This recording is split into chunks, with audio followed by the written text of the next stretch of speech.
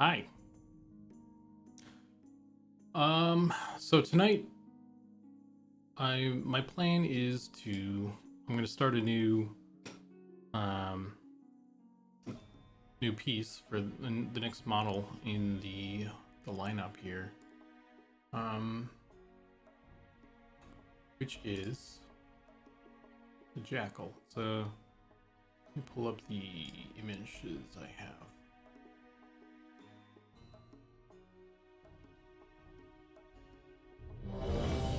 Whoa. Hey, Pattis. I changed the thing. Because I was tired of the ding sound scaring me. Okay. And I was watching Nick's. Too shiny. Hey, Sean, you don't get an intro thing, unfortunately. But yeah, I was watching Nick's stream and he had the WoW like looking for group sound. I was like, oh, that's a cool sound. Like that's a cool idea. So I totally stole it. But so, let's see. Let me open this here. So I grabbed a couple like images. Hey Nick. What's up, man? So I grabbed a couple like shots of Jackal here off of Google Sheets to Google. Lerpa, how's it going? Hola. Let me pop this out so I can better to see that. Yeah, so the Jackal kind of just looks like a fox to me, more or less, with kind of big ears.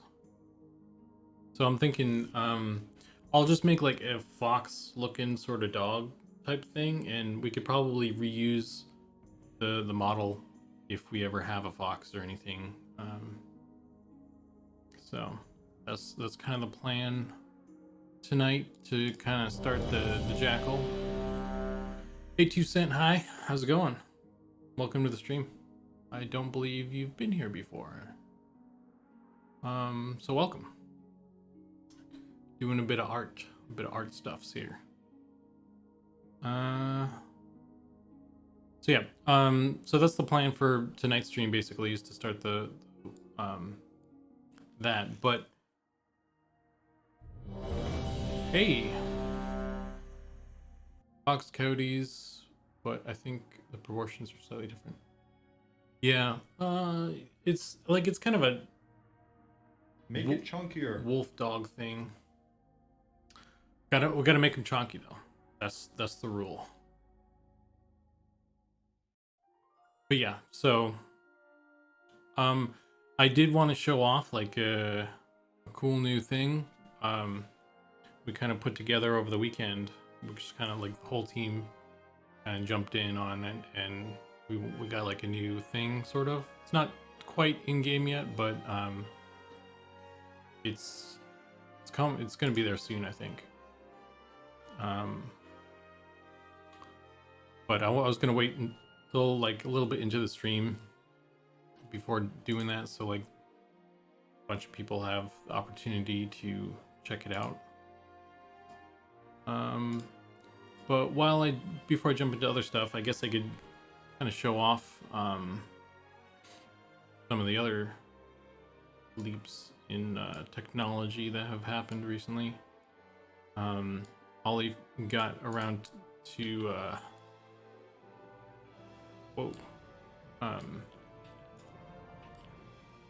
got around to setting up some of the animation stuff. So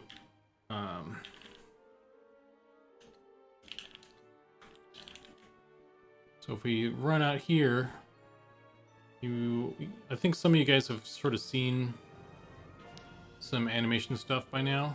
Some of the people who are have been following the project, but anyone who's new or hasn't watched us in a while, we got some Flappy Flappy Bats now.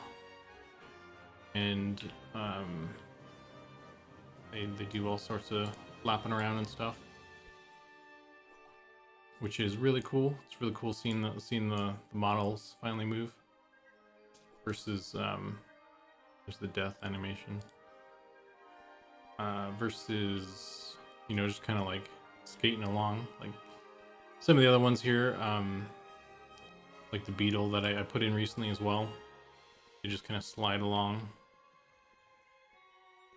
So we'll get those animated soon as well, hopefully.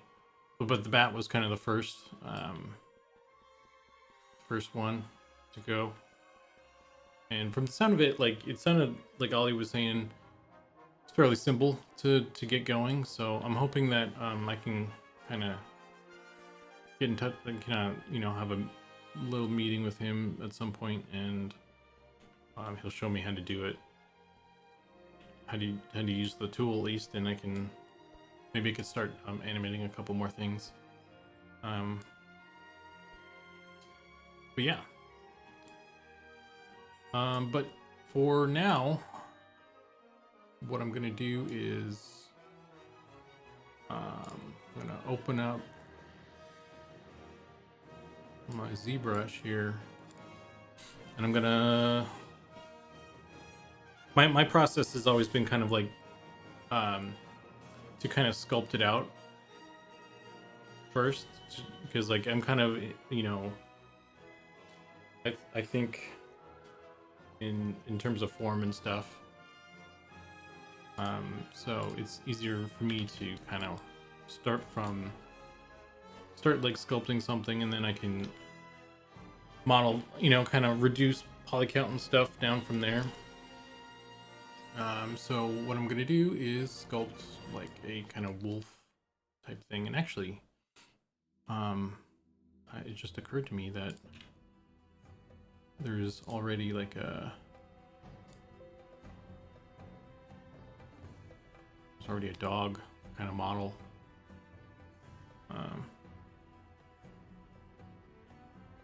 But we don't want to use this one, I think.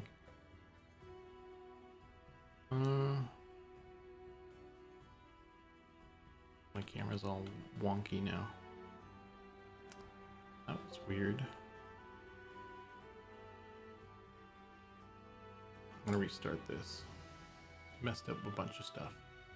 That's strange, but how's everyone else doing out there? Tuesday, February 1st, new month. New month, new me.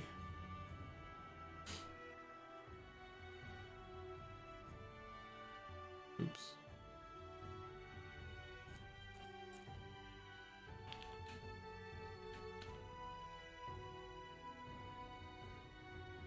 Okay. Good. That's good. I want to thank everybody for all their follows and stuff, by the way. Hey, I'm at like 53 followers now. So the only thing I need left to unlock affiliate at this point is just to like stream 2 more days. So I was thinking this week I'll probably do another stream. Maybe either tomorrow or Thursday. Maybe it'll probably most likely be tomorrow though. And I was, what the heck? Oh man, all my buttons are messed up. Why? That's not cool, bro. Well, it's gonna make this harder to... Oh wait, I know why. Because I didn't do the right thing. There we go. Okay.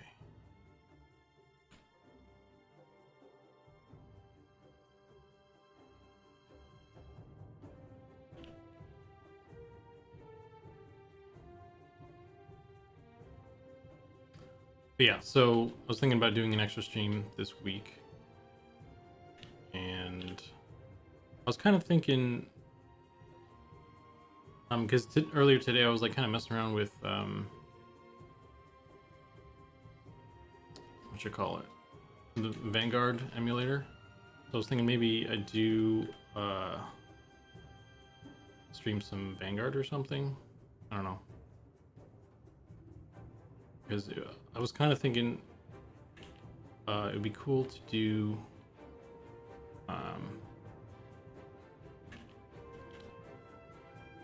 wanted to like get a couple people together and run into APW and maybe kill some raid bosses or something. There's one that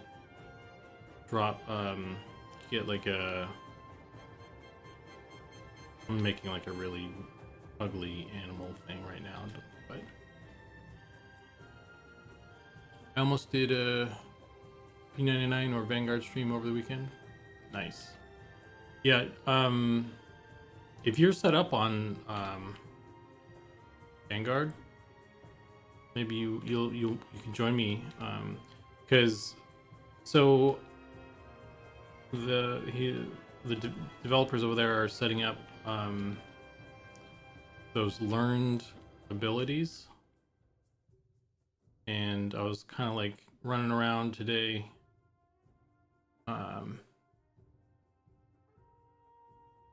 you know, just kind of testing them out, see if they work, and like if I can learn the abilities. And one of them is you have to like fight the Dreadlord guy in APW to like learn one of the high level ones. And I could probably just go in there and, you know, duo it, because he's not super strong right now. But I was thinking it'd be a lot more fun if we got some people together and ran over there and did it. I got Vanguard up and running. Sweet. Yeah, you guys, we should definitely do it tomorrow then, or Thursday, but probably tomorrow. I'll bug you guys later about it, I think, because like I was gonna say, I could probably like just duo it myself with like a cleric bot, but it'd be more fun to get some people together, and also having more DPS would make it go a lot faster. So I think my ranger's level 7, then I have a level 10 shaman, 10 warrior on my second account. I think I'm up for it. Yeah. I'll if you guys don't know, that there are like commands so you can like level yourself up quickly for testing purposes and stuff. So get you guys hooked up with, you know, stuff. I did not know that. Yeah, so there's you can set your level. You can give yourself money. There's like a you set how much money you have. And there is a command to teleport yourself around to different chunks and stuff. Obviously it's all like for testing, and it's not going to be in the live, like it's not going to stick around when they go live and all that, but yeah, it's helpful to have for messing around with stuff.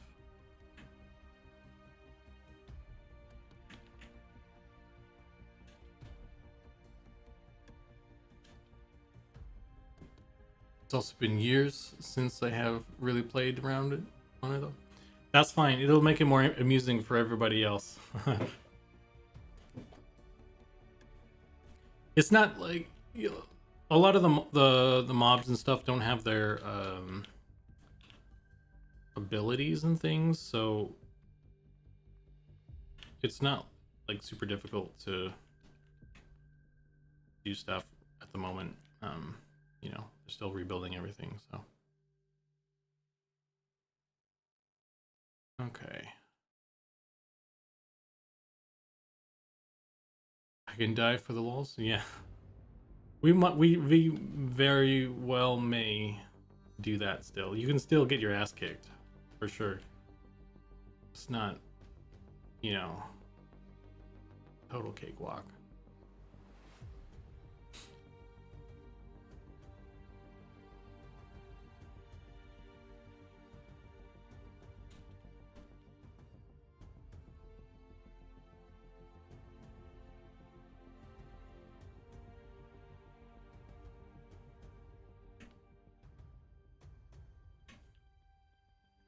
Yeah, it'd be fun to kind of run around.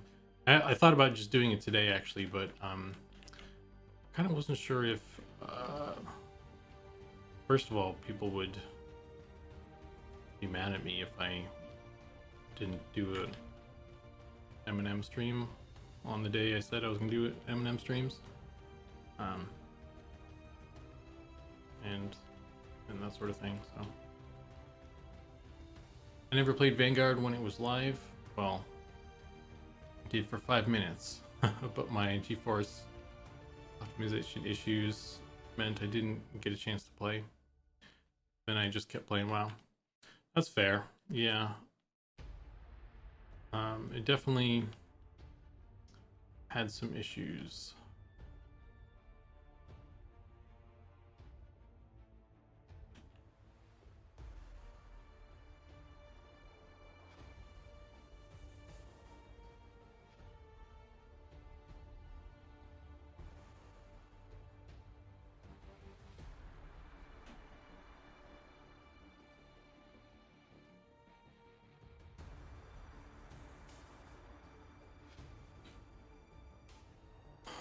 By then, most of the people I played with had quit, so I lost interest. Yeah, it was kind of an unfortunate fate that Vanguard, you know, befelled.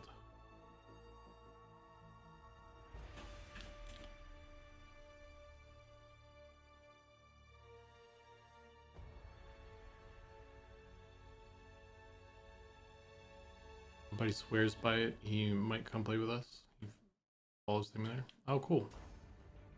Yeah, it'd be so that's one thing I've been kind of wanting to do for a while actually, is to just kind of get a bunch of people together and just run a dungeon or something. Not even for testing necessarily, just like because it's a fun game. So that'd be really cool to do.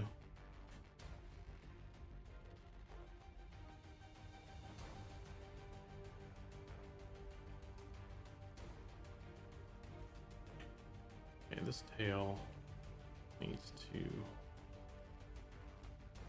split.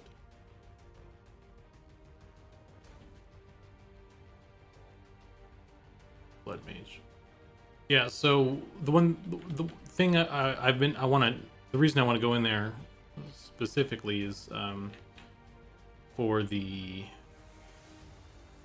Dread Knight learned ability. They get like a death touch or like a harm touch.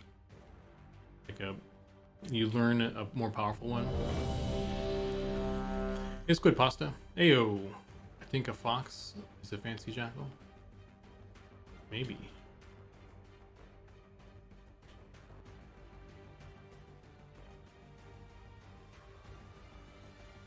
Okay. So how are we gonna do this butt to make it look?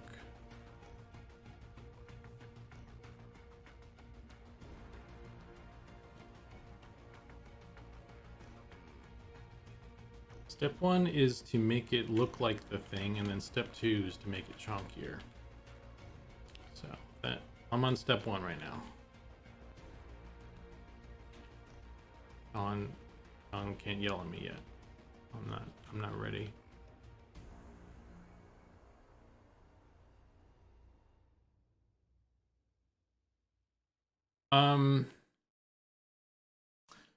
Yeah, so shiny. it's not shiny. I can make it shiny though. There you go. Oh. Everyone says they love the Blood Mage. Yeah, so Nick, you not having actually played it, you don't know what the deal is with the Blood Mage, huh? Or have you gone back now and tried it a little bit?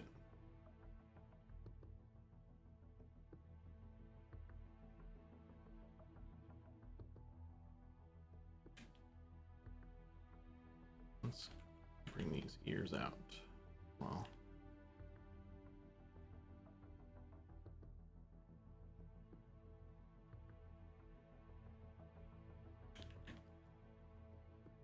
taking a little bit of a look. A little bit of a look. That doesn't sound like it was enough to make it a judgment call on Blood Mage. At least the early levels I played. Yeah, the Blood Mage is cool. And so I put together the Wikipedia page for the emulator, and I went through all the classes and listed their abilities on there. So it was cool actually for me.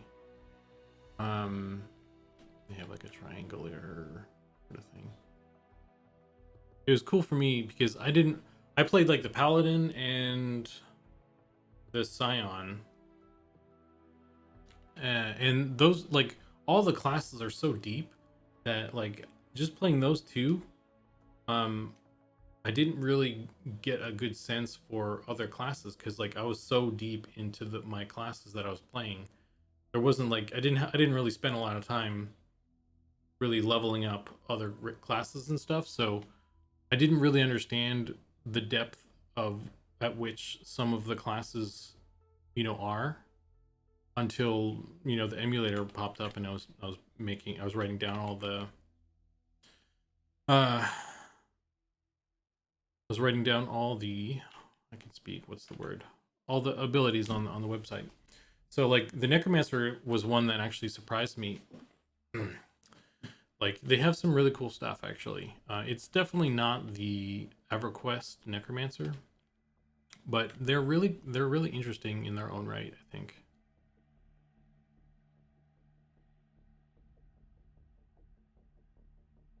Yeah, the wiki is great resources. Yeah, thanks. I modeled it after the P99 wiki. Honestly, I kind of just copied the format more or less. Like, I wasn't very original with it. They whoever designed that did a good job. Very good at conveying the information. So I was just like, we should just build it like this.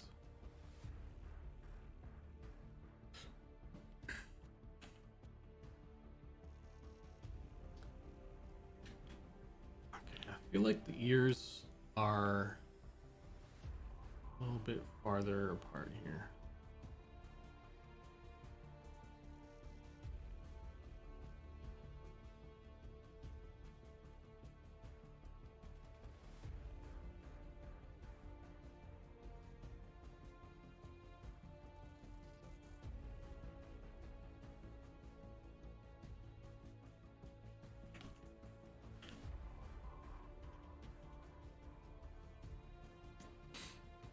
I used to duo with a friend who was a Psionist. Charm was pretty powerful in that game too. Charm was cool, but it was nowhere near as powerful as Charm in EverQuest, in my opinion. It didn't last as long. I didn't really charm much, honestly.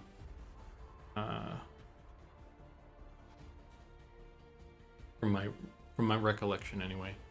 I kind of did more kiting. I think I would just slow it and then dot it and then just kind of run around.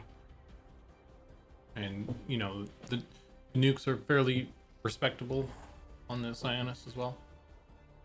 I remember dueling in a dungeon in an anthill with him, who probably shouldn't have been able to do with just two of us. Yeah. We had to deal with breaking a lot. Kited with my ex-wife and a necro. Yeah. Yeah. I'm gonna bring that tail back. I need to.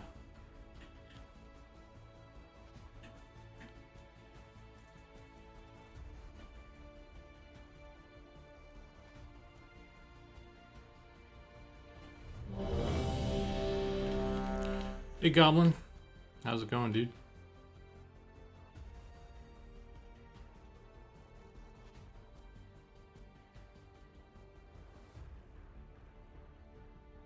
I'll make this straight, I guess.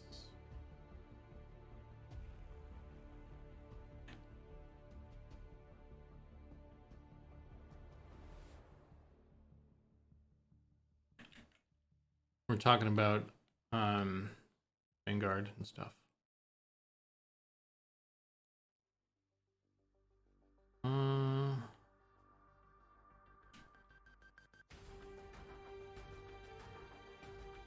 The tail from the screenshots I grabbed, he had a really poofy tail. I'm kind of like wrestling with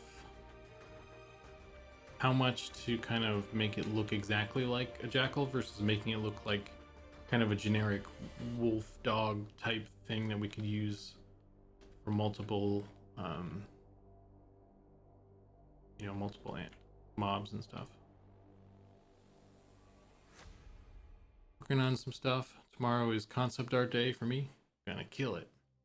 Are coyotes and jackals close? I guess, like, I don't know, it looks more fox-like to me. Like on these photos, it looks like a fox. I think this might actually, maybe this is a fox or something. I don't know. This one, I don't know. This, yeah. Anyway, like, it looks less coyote to me and more fox, but I don't know. I'm not an expert on this stuff. Those are just the images crap. Those are just the images I grabbed off of the internet.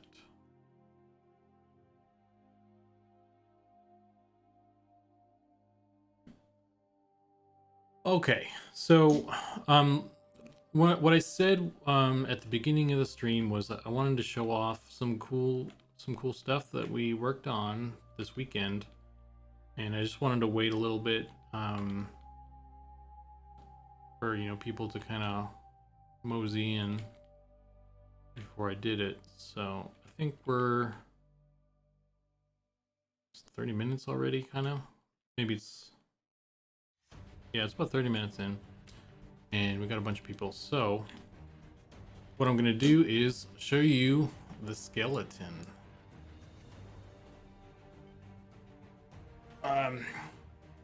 The skeleton was, another one of the things that was on the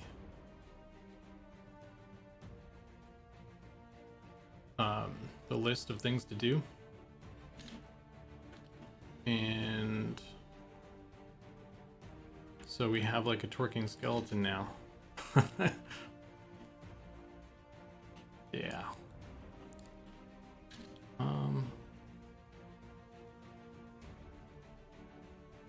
That's weird. Where's my... Yeah. So we made the skeleton. I modeled it over the weekend, and Goblin jumped on the textures for it, and then Ollie got it rigged up real quick. So we got like a skeleton real quick, which is, I think we're all really happy with it. So he kind of moves now and everything. If you look over here,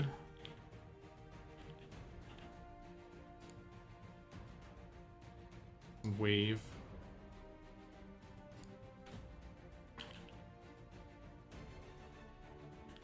I think it looks pretty cool. I don't know. What do you guys think? You can be brutally honest. If you hate it, let me know. It's totally okay to have opinions that are not,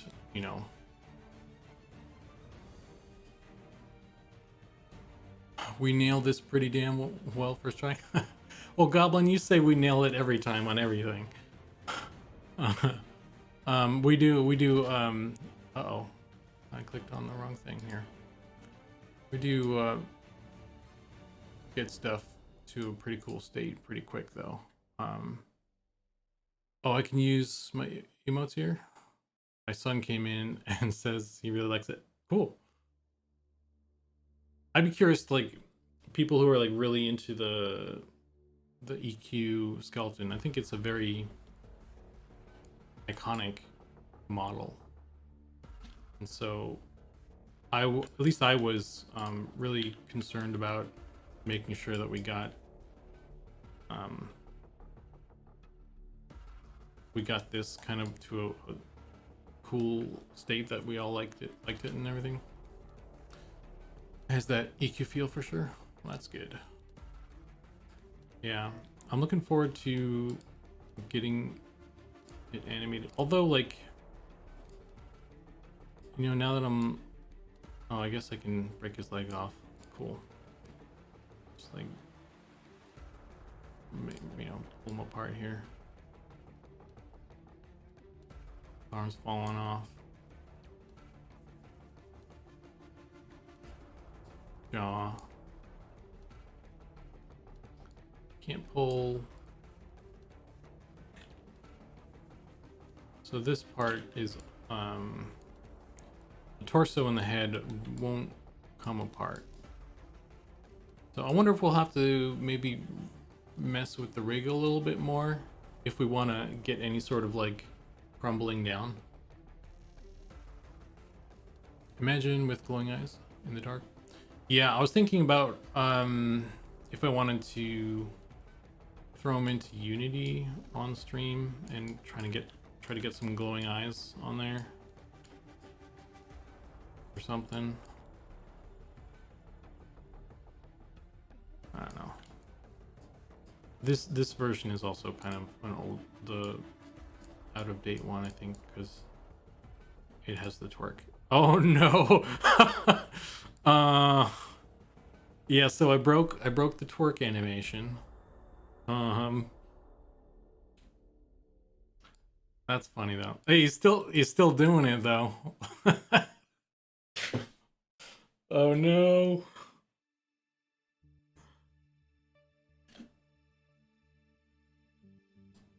Oh no, I broke it.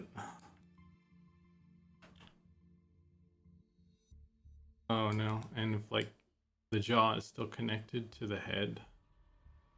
All right, so yeah, I don't know. We may need to do another iteration on this if we want to do any of that cool stuff with the skeleton, which I think I definitely want to do at least some sort of like the death animation should be kind of like a falling over kind of thing to some degree. But if like I put him on the ground, if he fell down,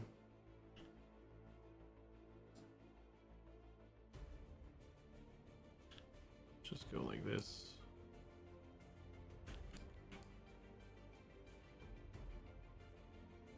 What would he look like if he were to actually die? Oh, would fall off or something.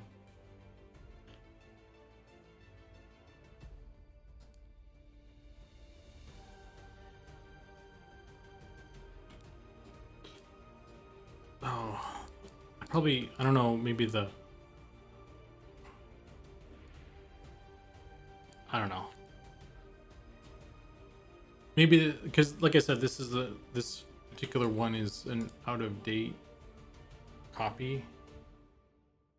Kept it because I wanted to keep the twerk animation, but maybe this one falls apart more.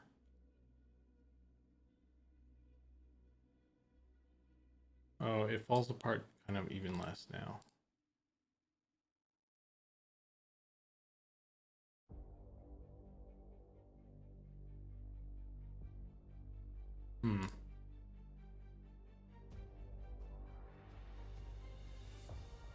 Let's look at, grab everything's connected to that. So yeah, anyway, animations on this. I just wanted to kind of show off the skeleton to you guys real quick because I was really happy with it. I think we're all really happy with how it turned out. So yeah, sneak peek. Hopefully we'll get it in game. I'm definitely gonna add.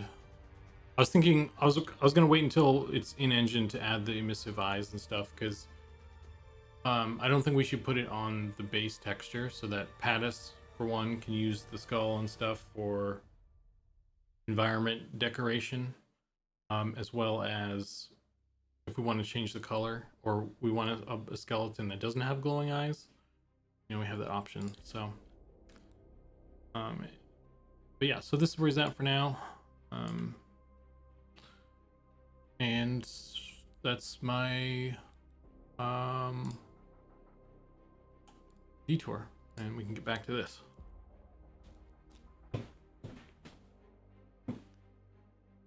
I'm going litter the gonna litter the world with bones now. Needs to be in an ooze cube. Yeah, that's definitely gonna happen as well, I think. Might also be able to drop all the joints, weights, and simulate physics on death, so they just collapse. I think what we, yeah, I don't know how. I'm sure Ollie could figure it out. I think the parents, like all the parents of things would have to be not parented, maybe. I don't know. I don't know if you can, you like, if you have the same rig but you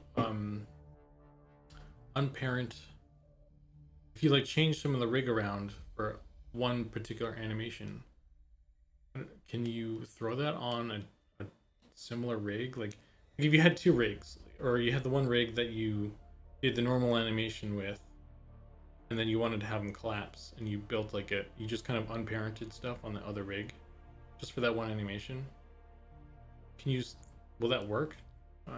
I don't know.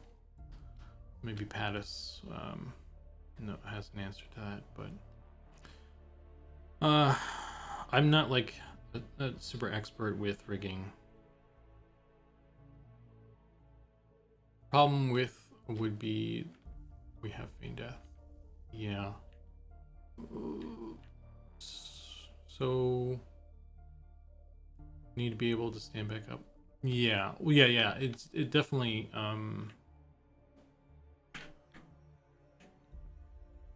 it can't just be like a baked simulation thing or something. It needs to be animated so we can, you know, do other positions and stuff from there.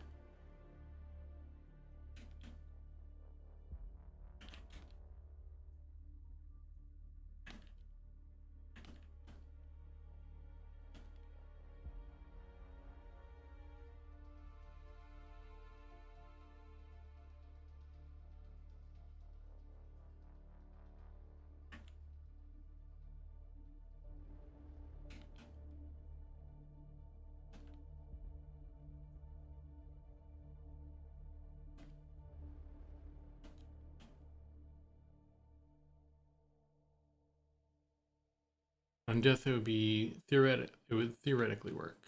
And then I guess, yeah, if you stood up with that broken rig, you just do that weird thing that happened to mine, perhaps. I don't know.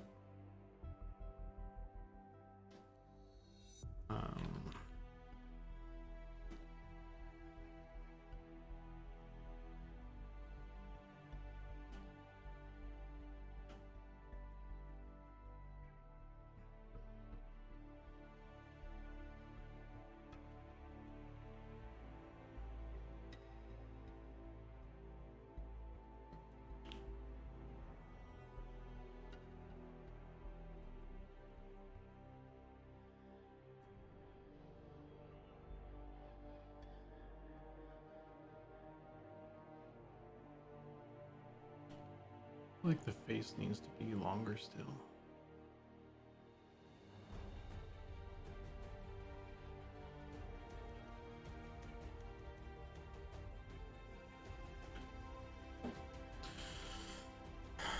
But yeah, so this is, now that that's kind of out of the way though.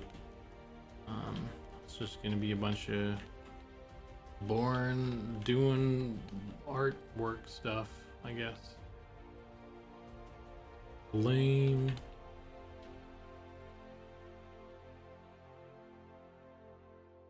And I want to go ahead and start making these chunkier already.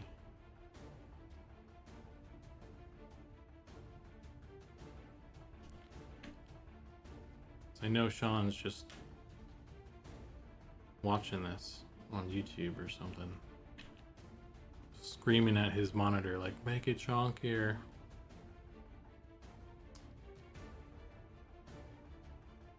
Gotta be chunkified.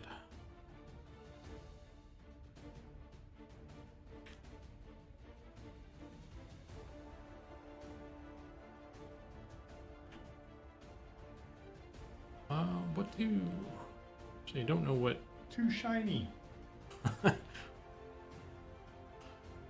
Nick has summoned the Sean Elemental. We should have a Sean Elemental or something.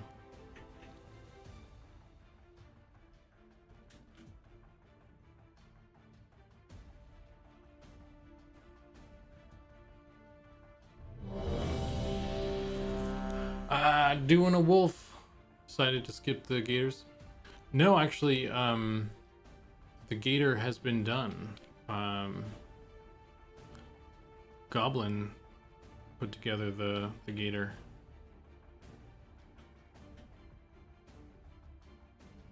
Oh, that reminds me, if Goblin, if you're still in chat, do you know how to, do you want to implement that? Do you want me to implement it? I don't know if you know how to push it or whatever.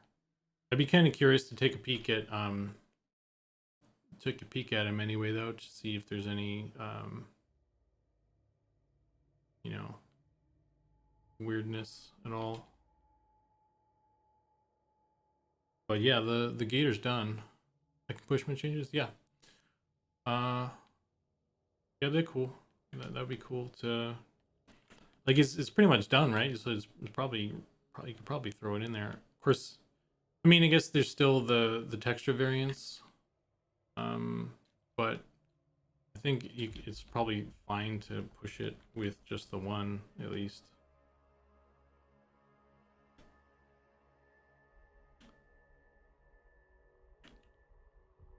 Because it's easier to just add more textures, as we're going and such.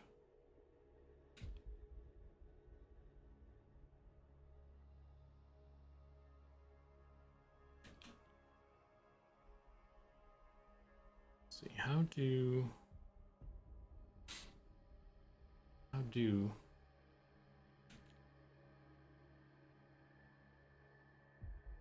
just, they're kind of like this. The front feet are together, come out.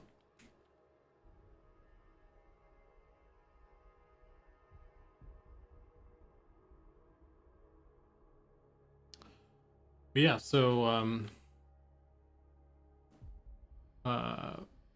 BDC Retro, you just got here, so you missed the whole skeleton thing, dude. We got the gator, or the crocodile, and we got the skeleton kind of put together too. I'll show you again real quick. I'll show you the short version though.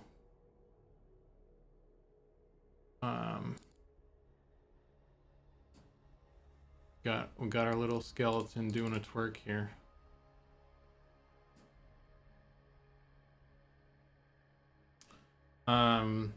Yeah. So yeah, we kind of cranked out a skeleton over the weekend. I think Ollie wanted to mess with some Ollie started messing with animations and stuff, so we got a skeleton put together so we can start working on like bipedal stuff for that as well. So yeah, it was fun.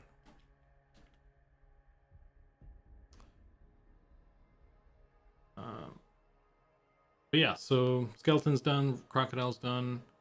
The only thing left on the list, the to-do list right now, is the Jackal, which I'm doing now, and the elementalist pets. So that's kind of where we're at right now. We kind of got a bunch of stuff done, which is which is awesome.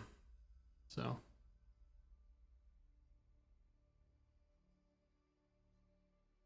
how's this gonna go here?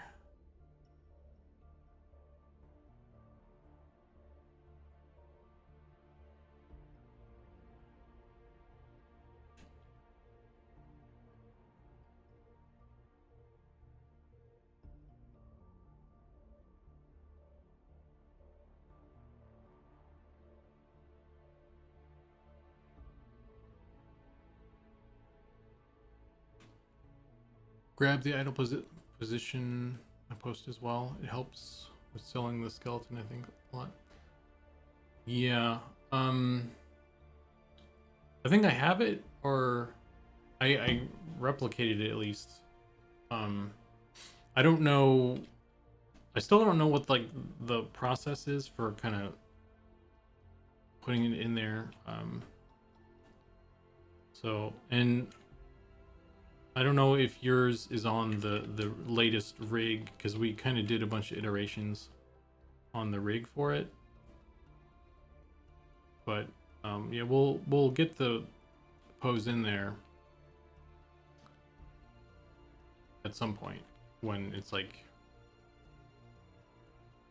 you know.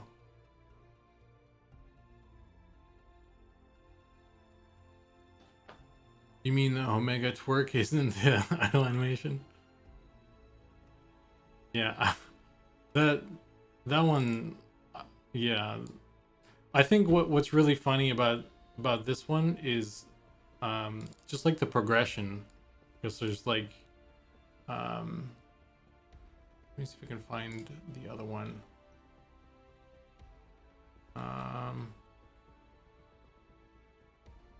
Scrolling.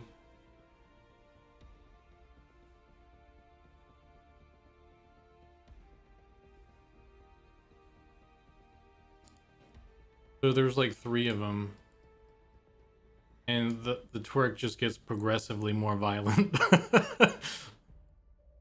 And that's I think that's just a funny statement, really, just a violent twerk.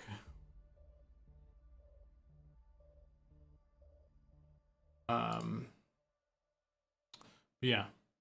So this, by the way, is obviously just me.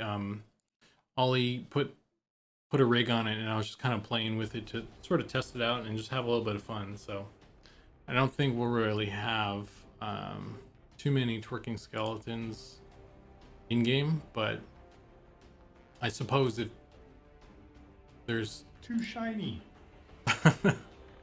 if there's a terrible outcry for twerking skeletons, then maybe we'll think about it.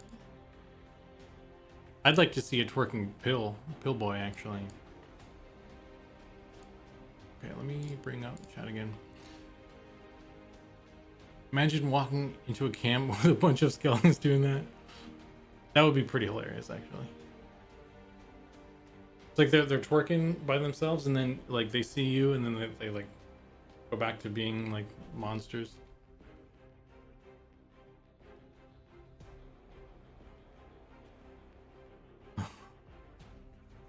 Do you have one where the skeleton rotates to get a good look? Yeah, I can just open let me just open up the blend file again.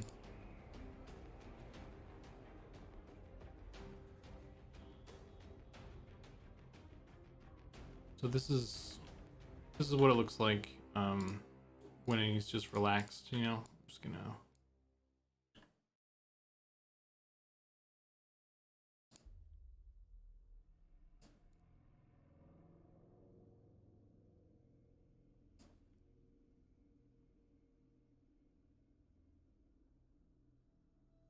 okay. Yeah, so this is like kind of what it looks like.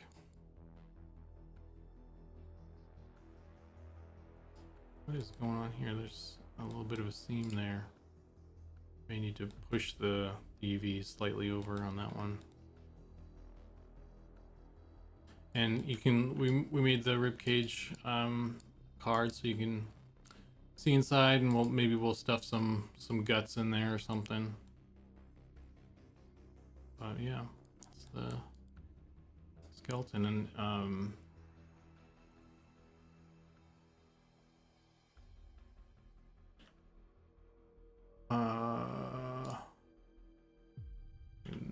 do the hunch over. That's not the hunch over.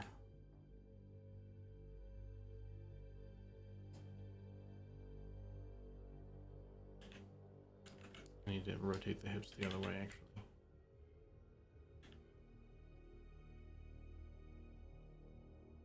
Something, I don't know. Goblin had a better pose or something. I'm kind of, you know, not selling it very well, but yeah, I think like the model overall turned out pretty cool. Just looking at the feet, actually. I like the foot bones that you painted on here, Goblin. That looks really nice. The hands, got the hand bones.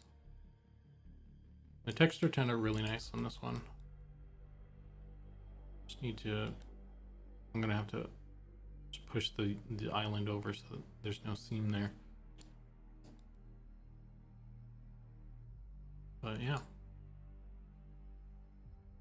And obviously, when we get in game, we'll add some emissives to the eyes and stuff.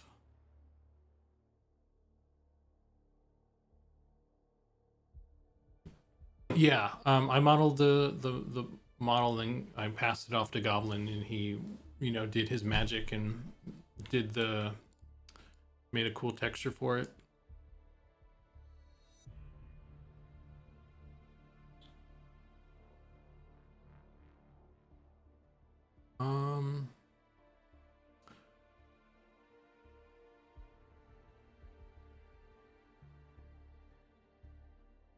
Oop.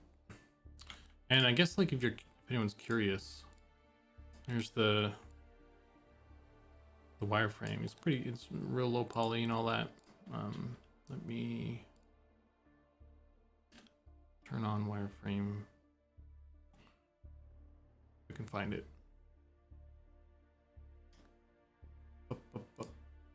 Thought there was like a, we have to do it.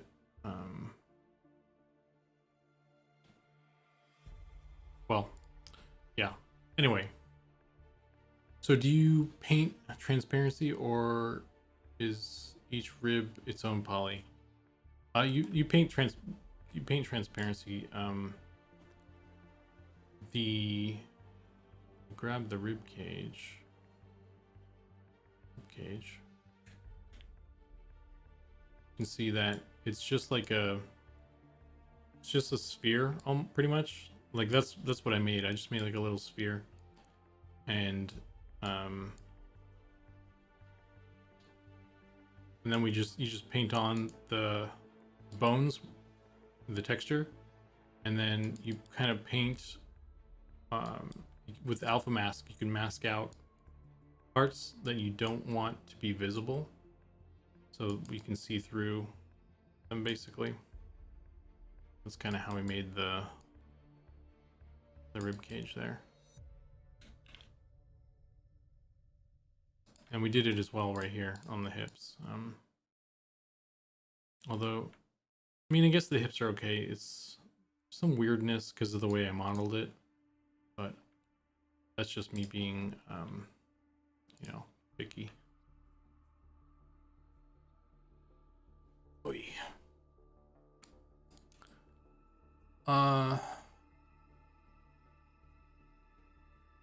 Yeah, and then Goblin did this pose as well.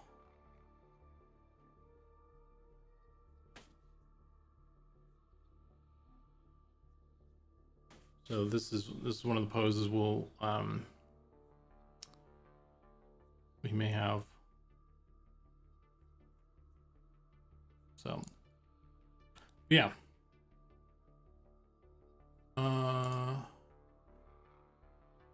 Let me grab my stuff again.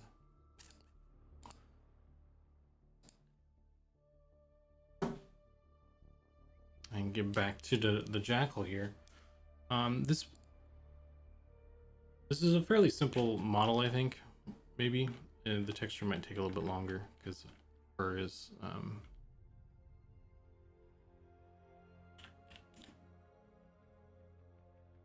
a thing to paint.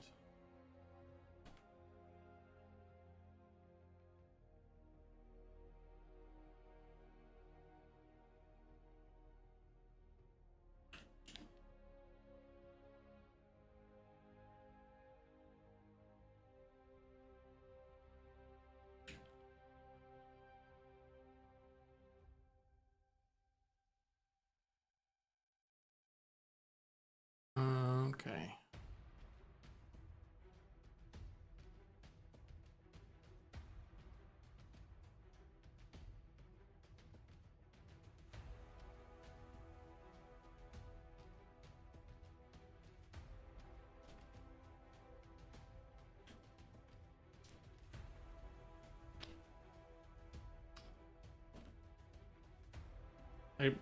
Let's see.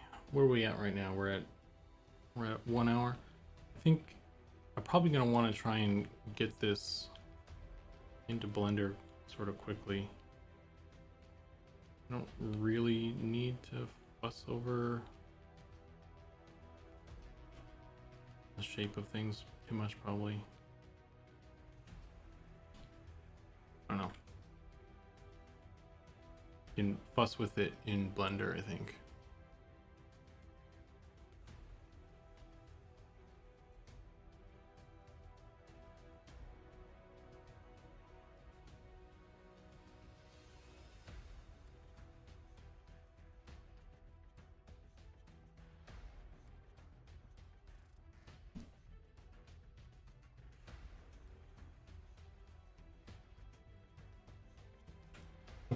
I don't know, maybe we'll be able to use I think at least in EverQuest there's just like the one wolf model for like kind of everything. I think maybe we'll do that for this one. So I'm trying to like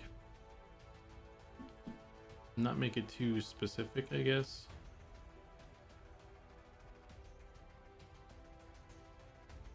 So at least we have that option.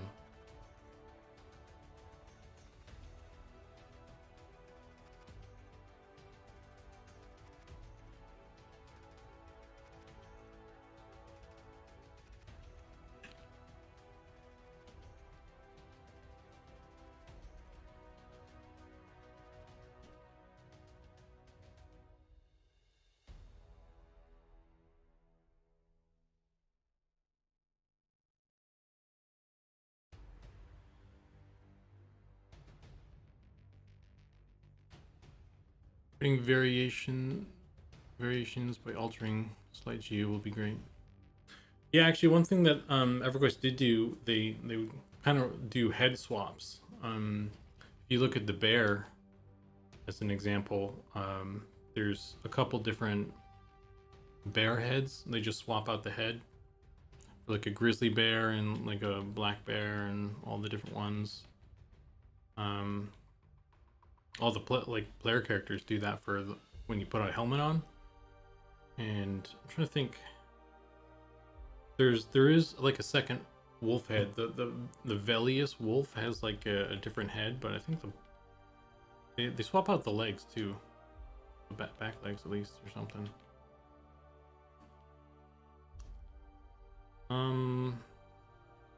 Yeah, I guess this is probably good enough for now. You just kind of model the rest.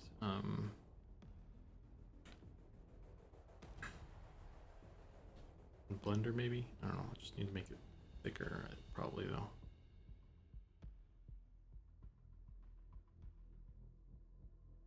Let's see.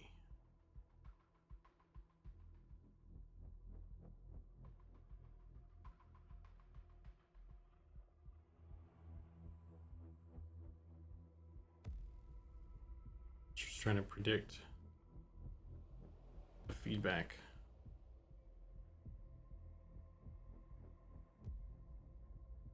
Let's do.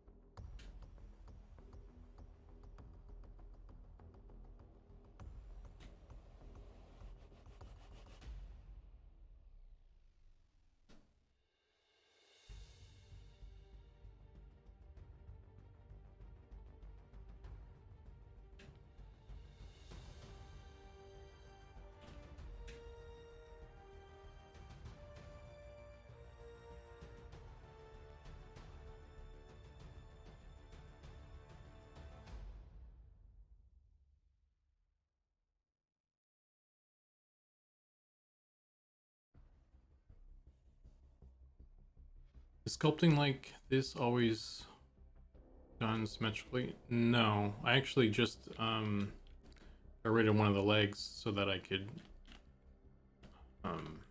it's just like it's easier to work symmetrically, but I don't have to. Like I can, you know, turn it off and make kind of a weirdly shaped, you know, dog, whatever.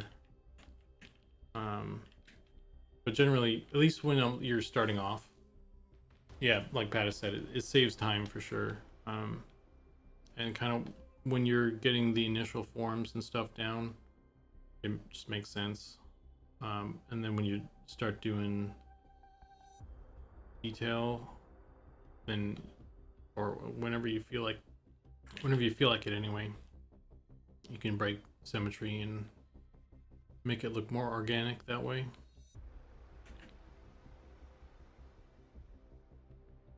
Keep making his legs really thin. Let's turn on this fancy tool.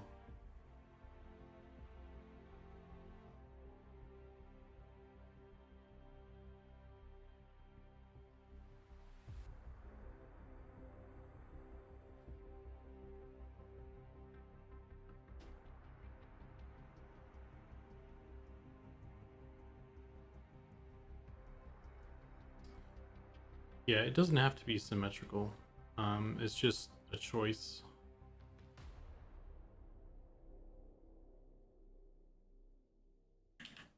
Oh, okay, that doesn't go like it goes like that.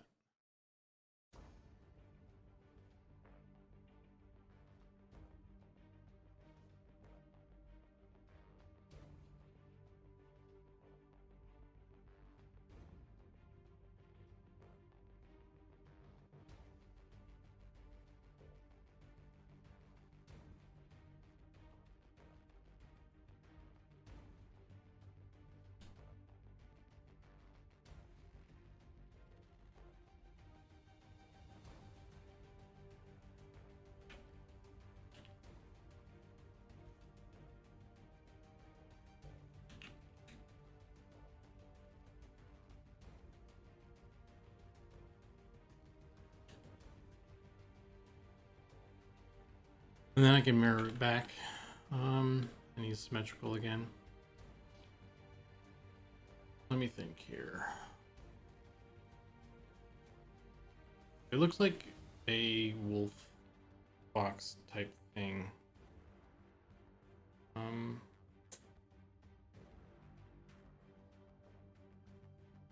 guess I'll just go ahead and throw it in Blender now. Let me merge this down. Actually, I need to. Oh, I didn't set up. Still need to use the old Blender. I didn't set up GoZ for my new Blender yet. I just installed Blender 3.0. I need to see if it even supports that. I'm sure it does, but I just need to get it installed, I guess.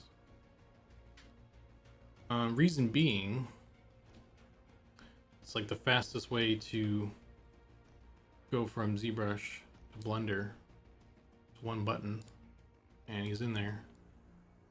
I should also...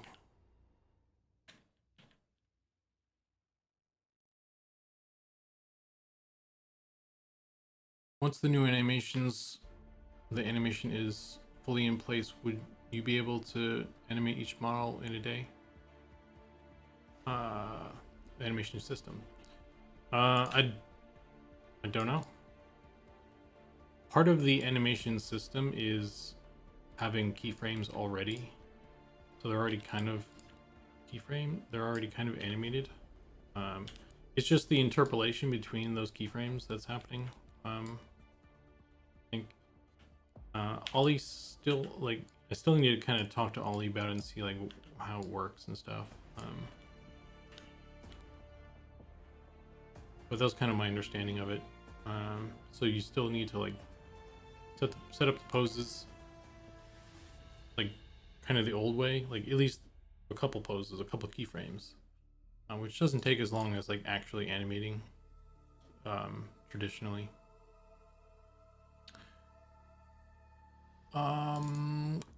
So the other thing I'm going to do is I'm going to open, let's move down here. I'm going to open another Blender. I'm going to open the rat. And I'm going to grab him. I'm going to throw him in here so that I know I can get the scale. I'm kind of basing all the scale off of the rat at this point because I know what scale and what rotation he's in already in game and stuff. So if we probably want it to be kind of larger.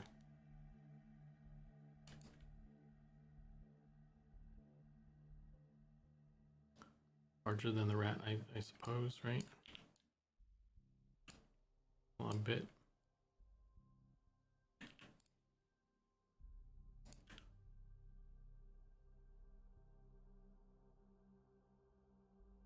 Okay. And now I can go and start breaking this up.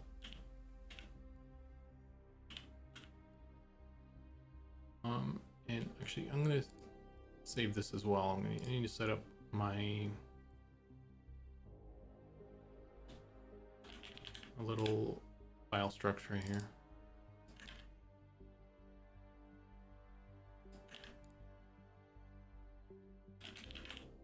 I'm gonna work on this in the new Blender and see like if there's any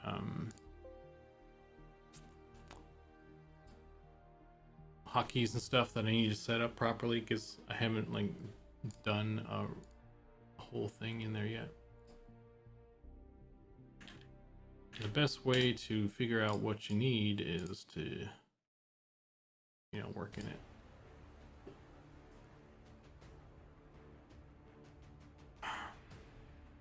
Pattis, in Blender, you don't use Blender really though, huh? You're still a Maya guy.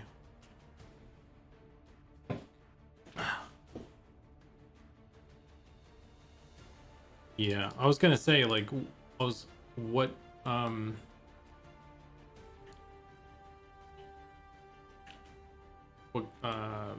of hotkey settings do you use? Because since I was trained in Maya, I set up the controls pretty similar to Maya in Blender, because it makes sense.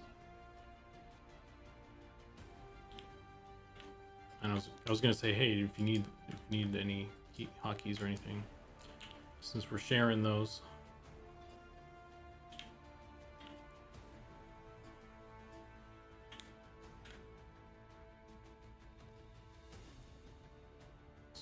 Let's turn on mirror.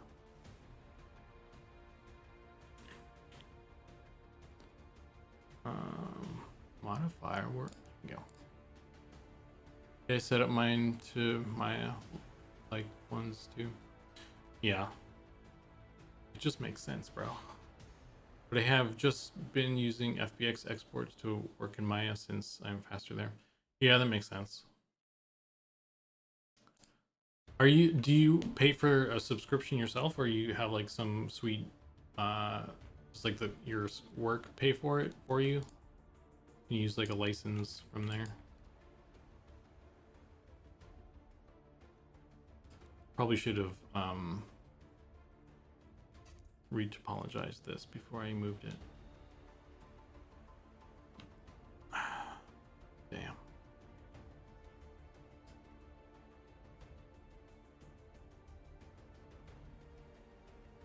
I have a license I pay for when I am on projects that I need me to have one.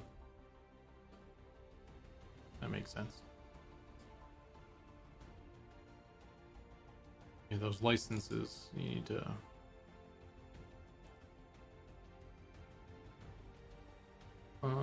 OBJ's Jackal, and I'm gonna export this again.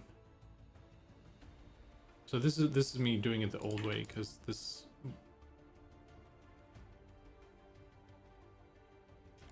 blender version is not set up to make it easier for me.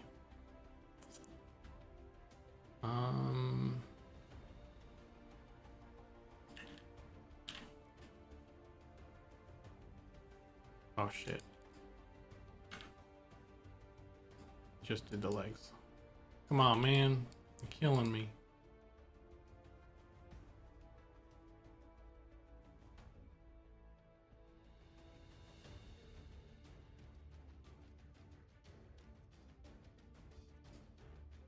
There we go.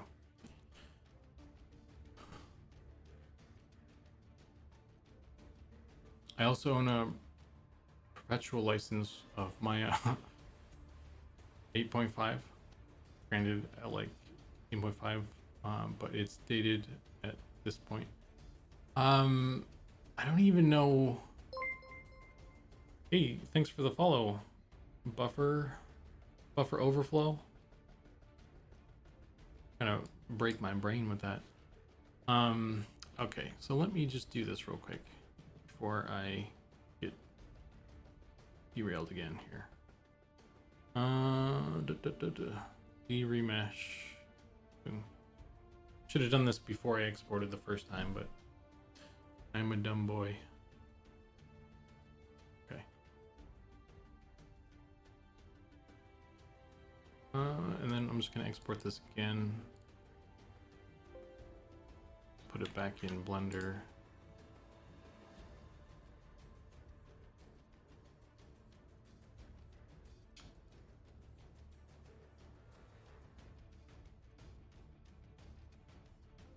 Okay.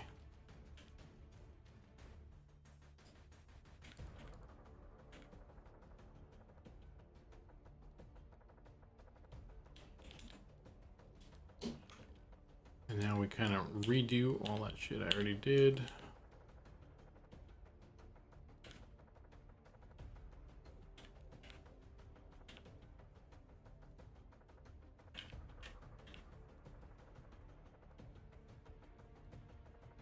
Add the mirror back there.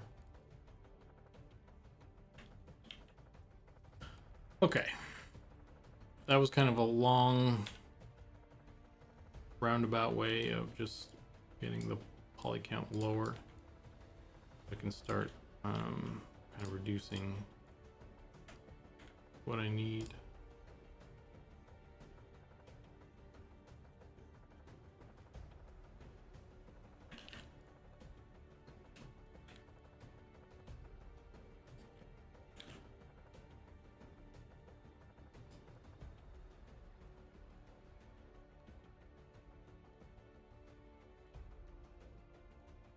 What I was gonna ask though is, what year was 8.5?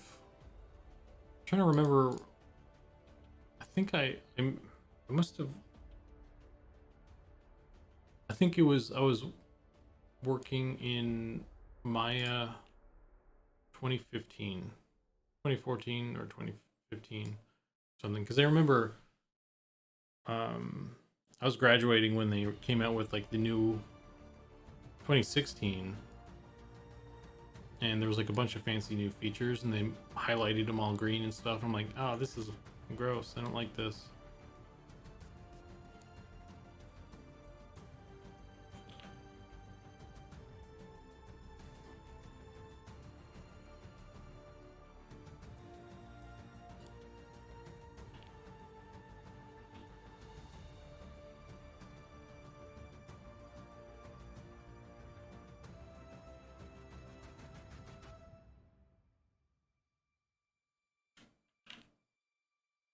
Oops, that's not right.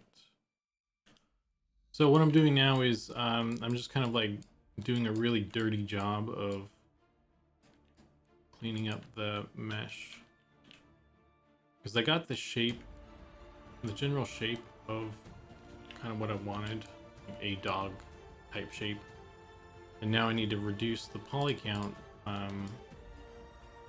so that we kind of to fit the style.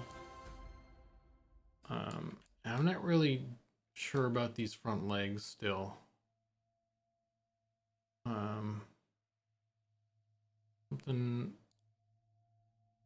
Something's not right with those, but I'll figure it out as I go. This is kind of a weird workflow, probably, but it kind of works for me for this project.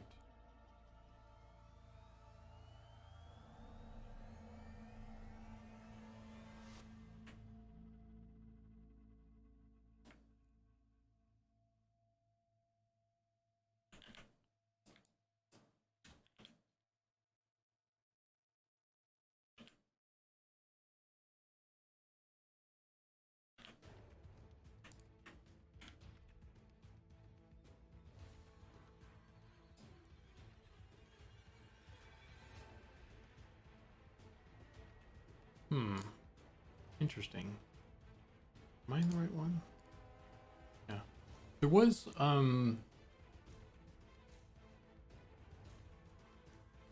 was a selection, like a, oh wait, here it is. Circle select. And I disabled it. Okay. Select box. Well, that's why. Okay. One of the default hotkeys I turned off was I think the circle select.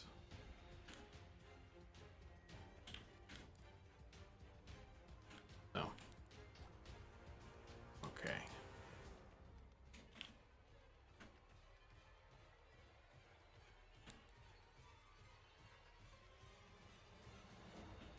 It's really ugly in the early stages. It's not really until you throw a texture map on it when it really starts to look like something. So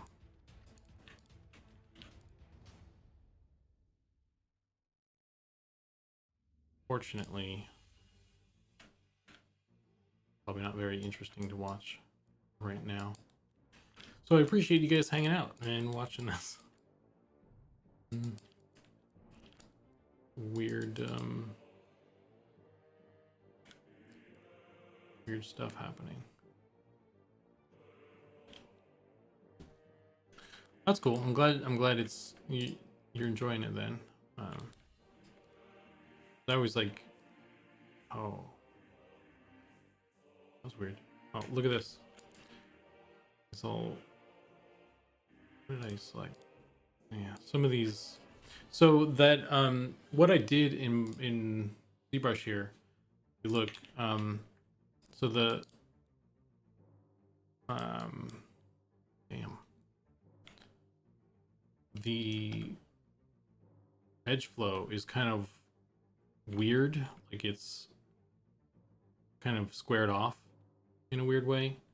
That's because the Dynamesh tool I use in here to just kind of throw stuff together, it just like kind of slices stuff in a grid, and it's fine for working on stuff at a certain point, but when you start getting high poly count, or when you're doing what I'm doing and trying to like do like low poly modeling, it's not very good for this. And so what I did before I moved into Blender here was I ran a process to kind of redo the wireframe into something that's a little bit like the edge flow kind of follows the contour of the mesh a little bit better. I could probably, if I lower this even more,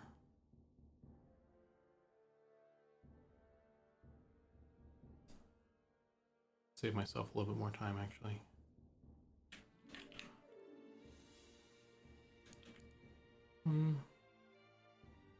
Yeah, this is maybe a little bit better. So yeah, this kind of redoes it automatically, and it's still not perfect, and oftentimes it doesn't happen so much anymore actually, but sometimes like it'll kind of do a weird thing where it creates just one large spiral, and that can be kind of annoying to clean up sometimes.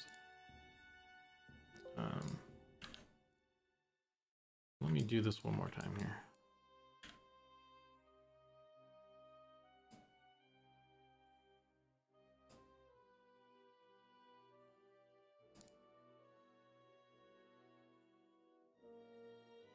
So you sculpt the shape and try to keep it while reducing the polygon. Yeah, exactly. I don't have to sculpt it. It's just my preferred method. Like you could also just start from a cube or something and then, you know, work. You can't like it's working from one direction or another. Like, work from a high poly count and then work your way down, or work from a low poly count and work your way up to kind of meet wherever you need to be. And for our game project in particular, you know, it's the sort of EverQuest low poly look. So and like my preferred method of working is to start at a higher end, just to get the shape. So I'm kind of working backwards really at this point. Let's get this off here first.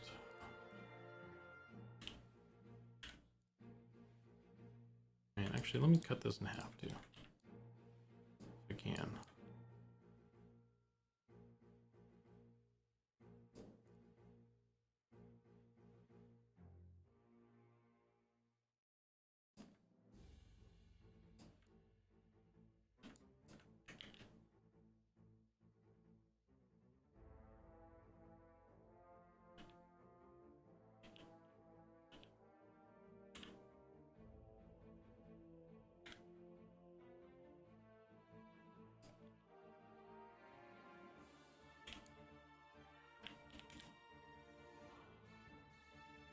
I work the opposite way usually. I start low and add more detail as I go.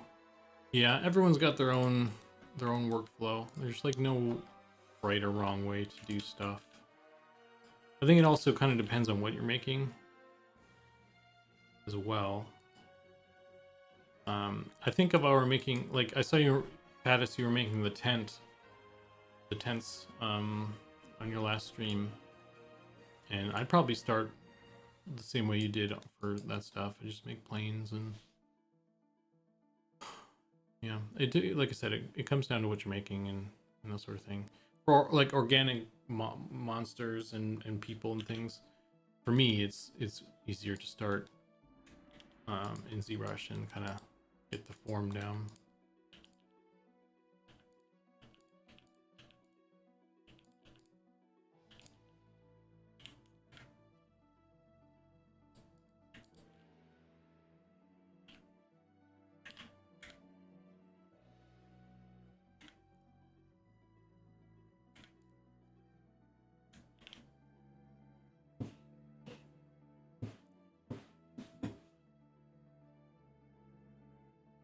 super cool to watch. That's cool. I'm glad you're enjoying it. It's good pasta. You do any art, 3D art or otherwise yourself over there?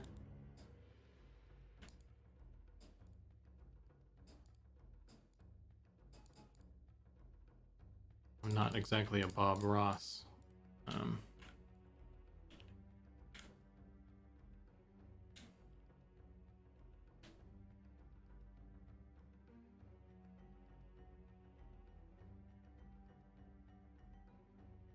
Yeah, I debated simulating the fabric a bit, but I think that felt like a modern of a process. Yeah, it'd be interesting to see what you could do though. Like, I guess for environment stuff, you're gonna reduce it so much anyway. Maybe it's not even worth it. But I don't know.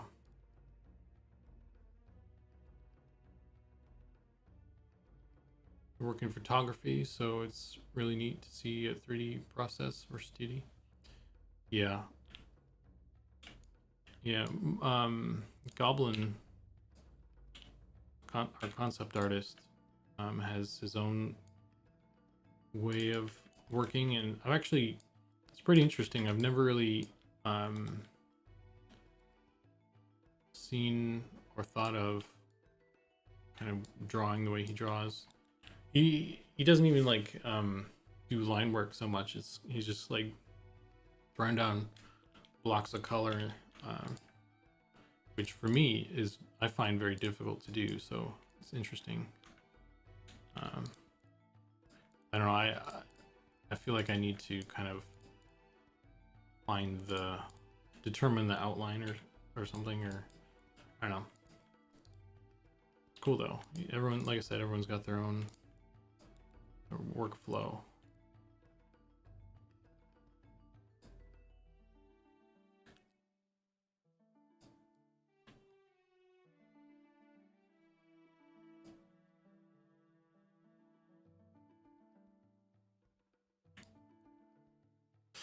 I feel like I'm crashing. I had some ice cream before stream. Maybe that was a bad idea. Sugar crash. I can't help myself. Oh, you know, I don't have this is the soundtracks from Empire Earth. That's it. Real-time strategy game. It's like Age of Empires. I normally have it on the bottom here, the name of the song that's playing.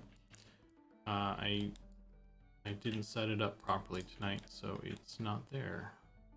That's my bad. I goofed. Ugh, I goofed.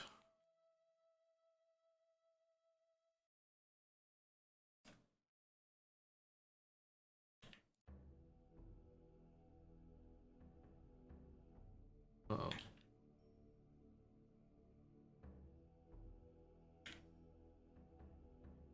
Jeez.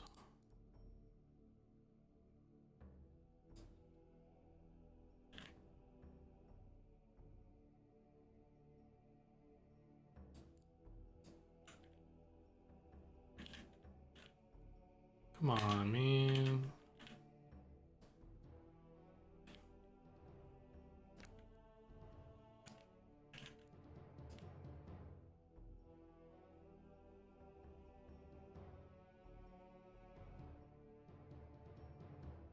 Plus one, I always enjoy the music here.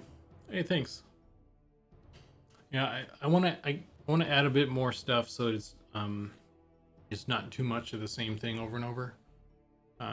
But I'm also trying not to get like hit with any sort of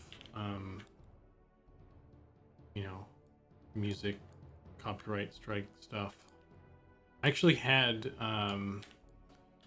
Empire Earth, or not Empire Earth, Age of Empires 2, and it looks like that one got dinged on YouTube. in from my last VOD.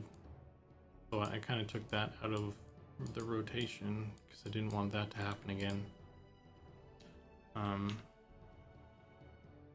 So I might add some Skyrim stuff. That's pretty chill. But I need to add more stuff.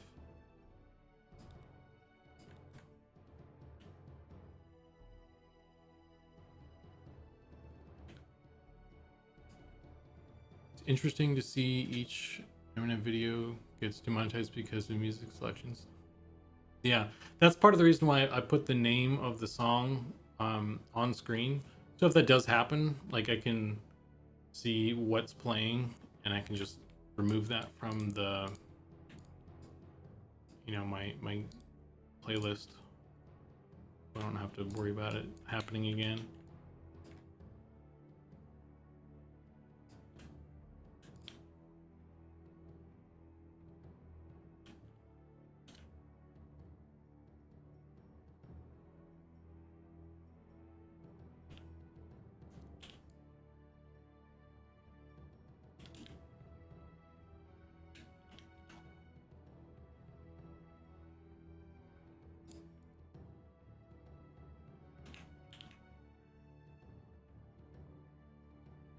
I'm still annoyed that Twitch music thing blocked that one video on. Yeah, that was pretty fucking hilarious. Yeah. Pattis downloaded the like Twitch sanctioned, you know, music that you're supposed to play on stream so you don't get dinged. And then in the VOD of that he was playing the sanctioned music, they hit him with a copyright strike on their own stuff, which is hilarious. Can you download the VOD with audio, or it lost there too? Even Twitch dropped 20 minutes of audio. Yeah. So what I do is you guys can actually record. I guess it depends. Maybe you guys can't if you're like streaming on the same PC you're working on. But in theory, you can record and stream simultaneously. So you can record your own copy, and then you could, like, you know, edit out the music or something. Whoa, McLive, how's it going? It's lost there too if it gets dinged. Yeah.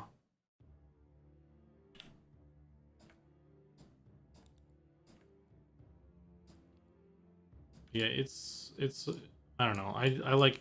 I just like having my own copy, and I can do what I want with it. I have multi-track enabled, multi audio tracks, so I can I could in theory play whatever music I wanted to, and then I could replace that like in, you know, after the fact, and it wouldn't mess up any of the mic or game audio and stuff. Well, maybe it would mess up the game stuff, but that's a different thing. I need to fix something with that maybe. I've gotten it to work if you immediately download after a stream ends, but they're fast about it.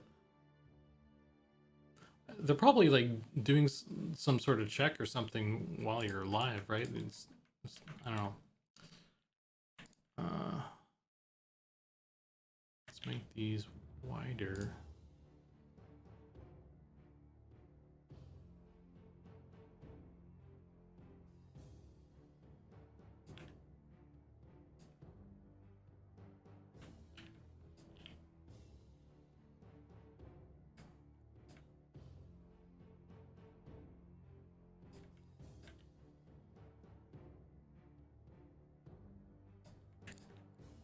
This isn't gonna look great tonight.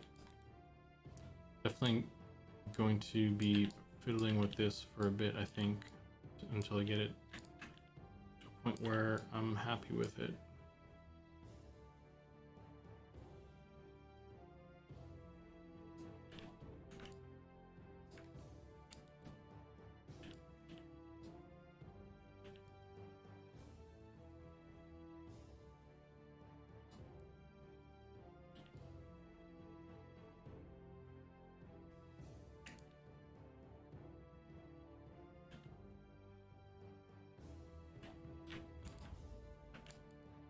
I don't know.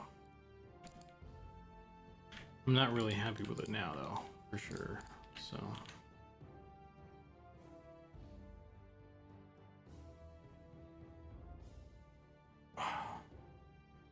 Is there a specific poly count that you aim for, or is it more of when you get the aesthetic?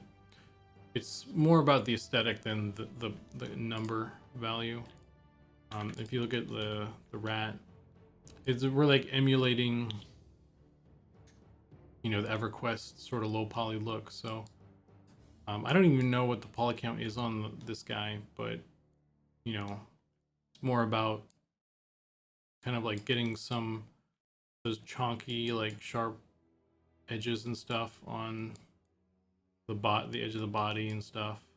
So that's kind of what I'm going for. So this one is, you know, still really high poly compared to what it will be when it's done.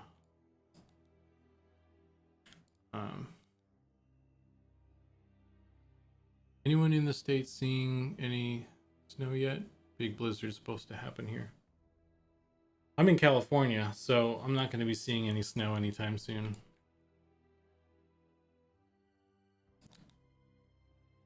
I think the head is a little bit wider here as well. That looks cool. That looks a little bit better, maybe.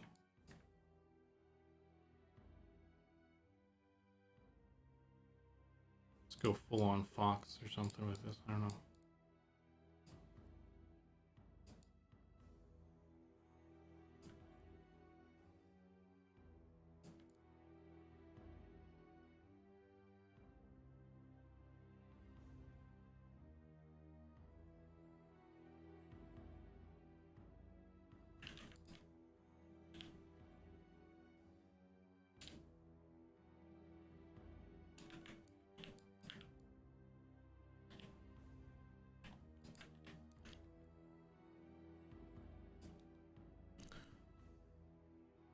I mean, I have had like a foot or two of snow outside for the past 2 weeks, although it's melting a bit today.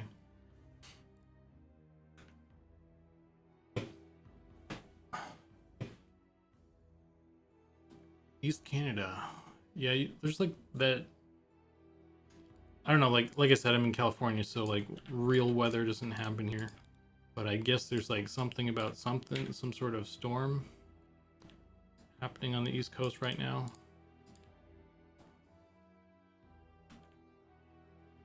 Oops, that's not it. Center. I've actually got my window open right now. So it's definitely not snowing. I'd be dead.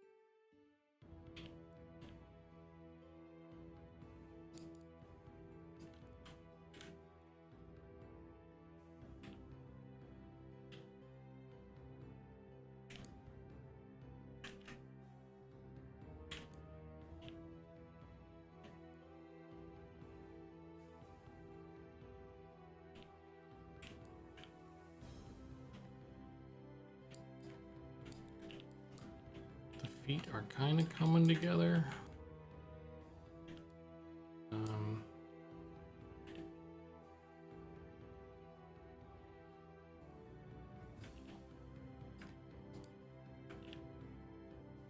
Maybe that's too much there.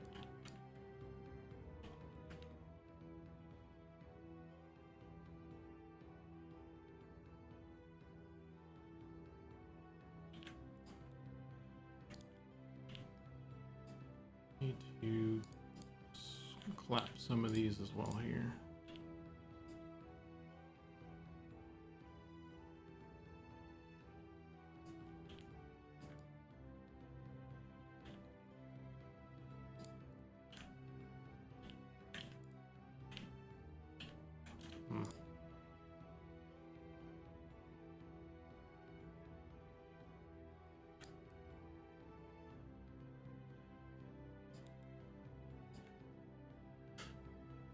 I'm sure the images would be semi-apocalyptic if you had snow there. Yeah. Yeah, well, I mean, if it makes you feel any better, every summer the whole state, you know, is on fire. So it's not like we are over here like being unscathed by things here.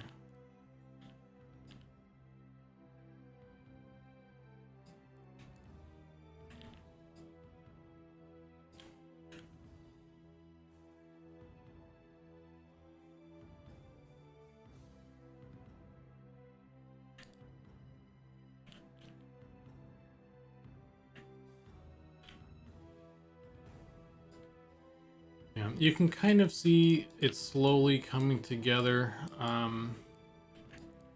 Like the shape was there, you know, I sculpted it, and it's just a matter of slowly chipping away at the edges to kind of. Oh, that's gonna not be cool.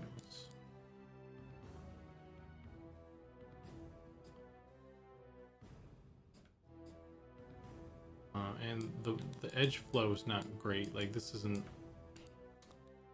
really perfect for animation or anything right now. So there's going to be another kind of phase where I swoop in and sort of try and clean up stuff for animation and that sort of thing. But it just kind of slowly takes shape. Stop doing that, bro. Center.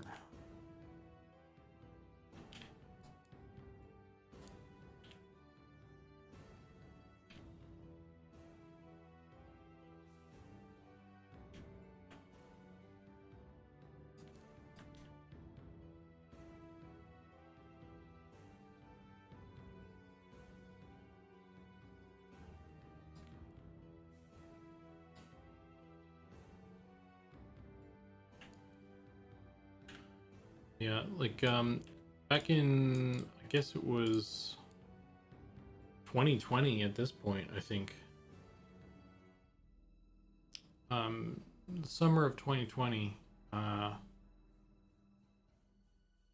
just one day, we woke up and the sky was orange. Everything was on fire.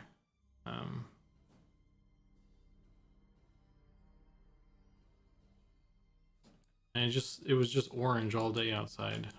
It was crazy.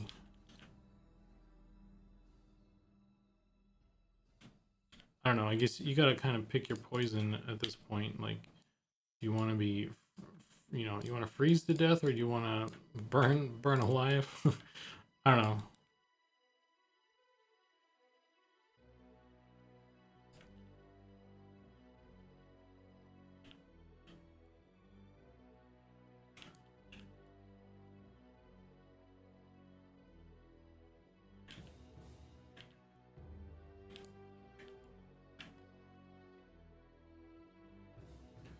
You prefer freezing? I was gonna say the fires cause apocalyptic looking images for sure. Yeah, I melt when it's over 75. Yeah, it definitely. I'm not really great in extreme heats either.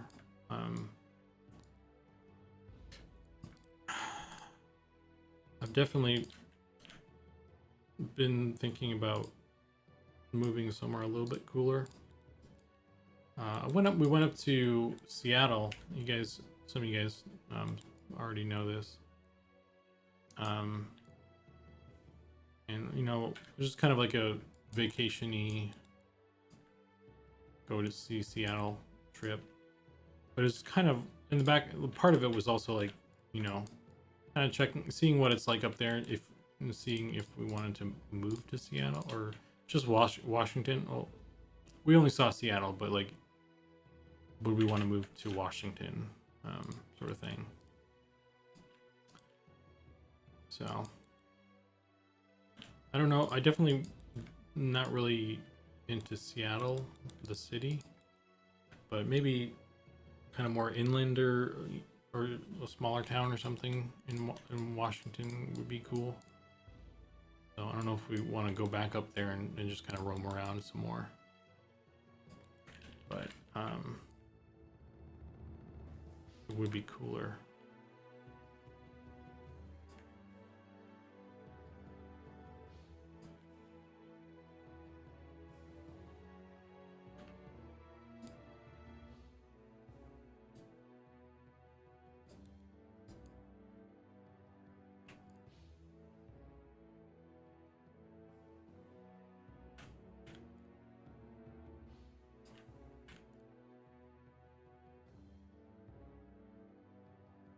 Time is it? It's almost 8 o'clock. It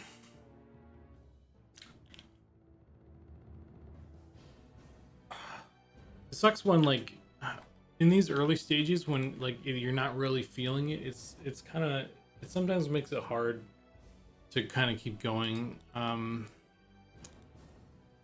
You know, sometimes I'm just like, I need a break from this. You know, come back with fresh eyes and stuff.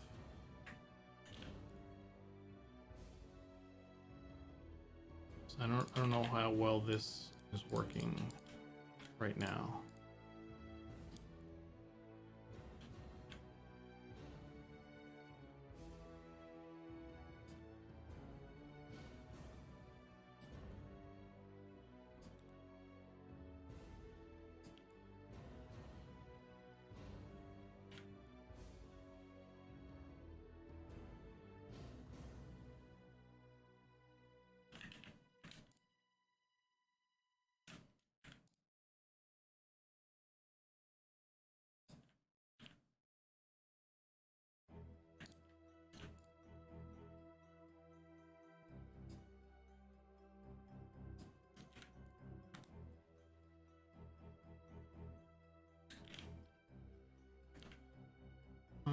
Also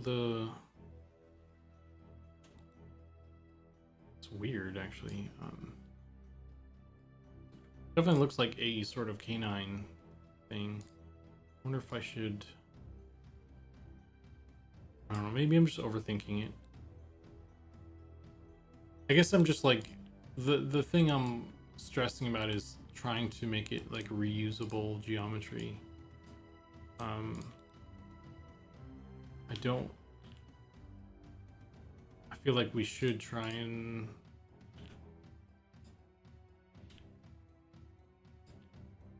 make it like something we could use for like wolf form or just a regular wolf or something like that. But I don't know, like wolf form is something that it's kind of like the skeleton though as well. Like it's an important model to get right.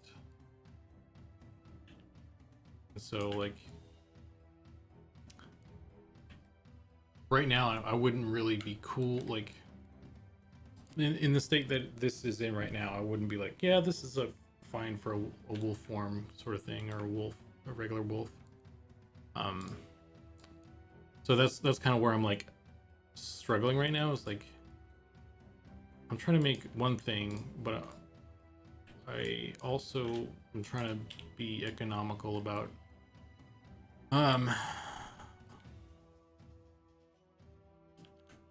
you know, the model and stuff. I think maybe we'll just have to end up with a couple, like there's two different ones at least. You can always do small edits, Kit Bash. Yeah, we'll see. We'll probably have to have a discussion about stuff. And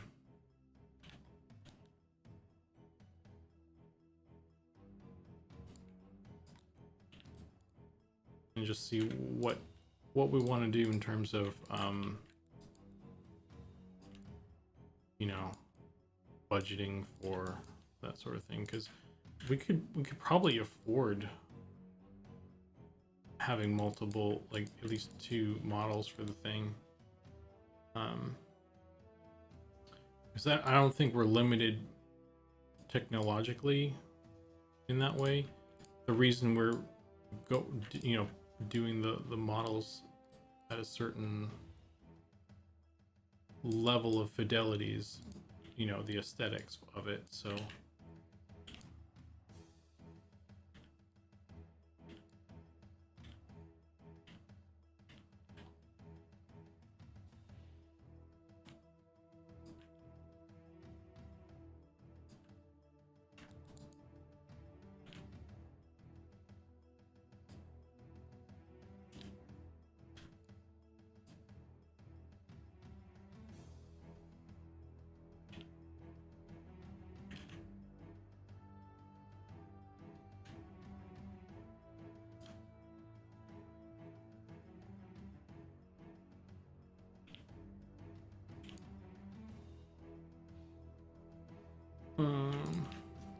that was weird.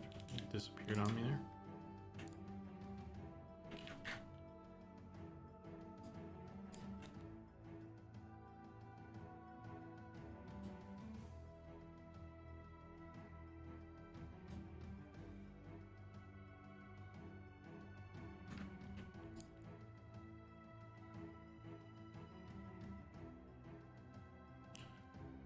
Okay, let's get back to these feet. I think that's maybe one thing that's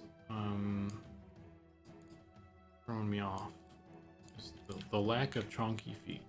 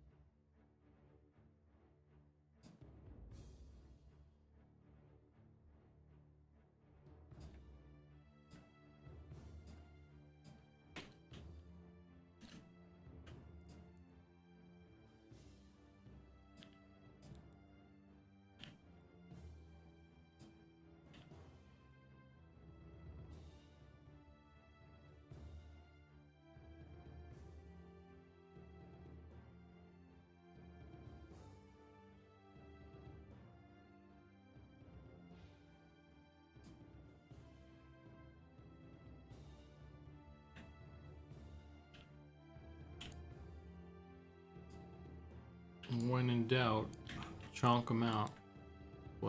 That's our motto, right? That could be some merch ideas right there. A t-shirt that says that.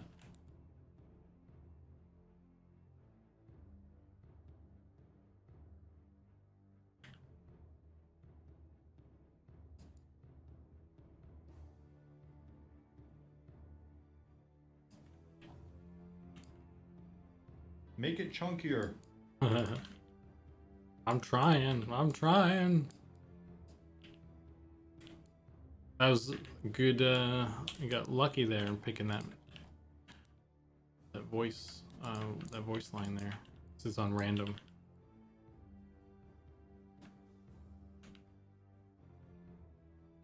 this rat back. You know what I could do actually? Here's what I'll do. Rat body. I'm just gonna duplicate this guy.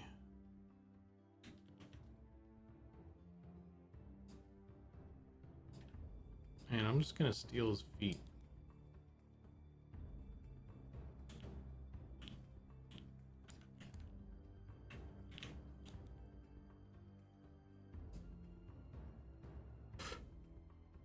Let's see. Get a little bit of this connecting also.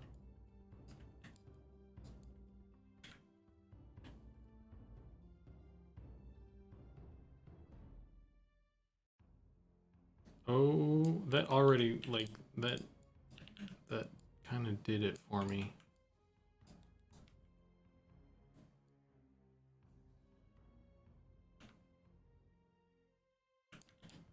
That's what it was. We're going to need to collect a Sean soundboard worth of content for that command. Yeah, like, I don't know, I need to go through some of his VODs and see if there's any other good bits there I can grab. I watched him live as well, but I don't know if he said anything that like stood out to me. I was like, oh, I gotta have that. Seanisms. Yeah. I could write a book.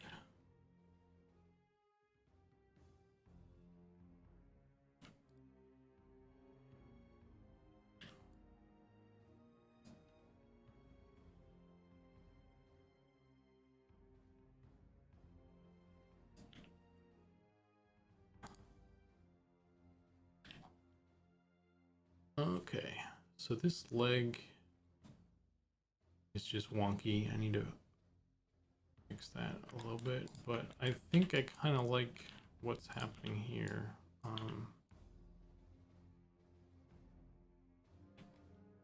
Need to maybe make this a little bit bigger or something. But this kind of reads to me as the EverQuest wolffoot thing that they have.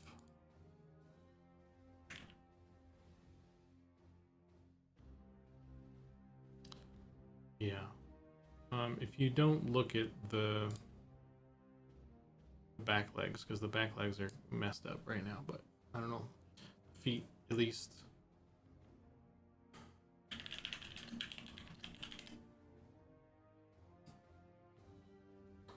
If you look at the old wolf, like this one, let's find yeah, like they got those big old honkers. Okay, bedtime for me. Thanks for the stream, Zukan. It's looking good. All right, Squid Pasta, thanks for hanging out. Appreciate it. And have a good night. Sleep well. You can catch the rest of this on YouTube. I'll post the VOD on YouTube, as well as, it'll be available on Twitch. Okay. See you, Pattis.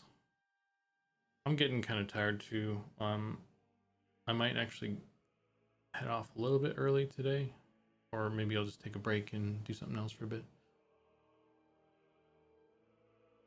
I'm gonna have to actually add jackals to some spawn groups soon. See you, Squid and Pattis. Yeah, I want to do those were rats. I'm looking forward to doing those. So just need to get Goblin to, I guess he needs to do the Ashira or whatever those guys are as well. Just need to him and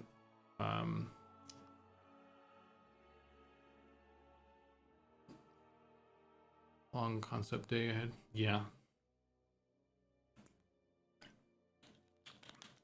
Did you get filled in on the lore for that stuff yet, or are you still kind of waiting on that?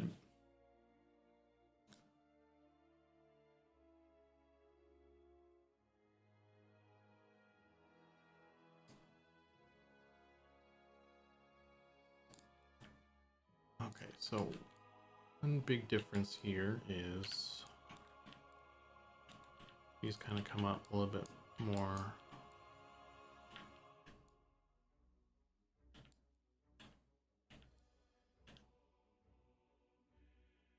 I'm gonna get rid of this now. Faces.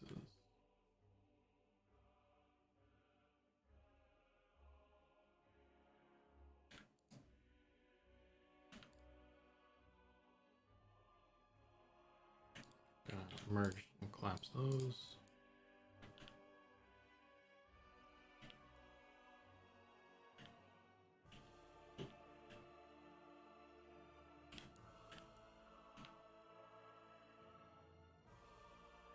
And let's collapse these. And I'm just gonna blah.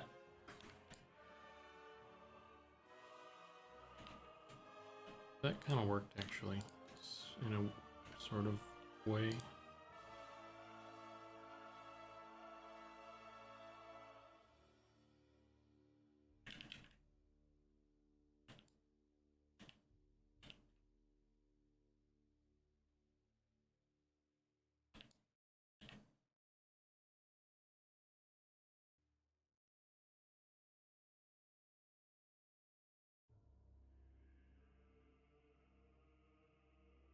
Okay.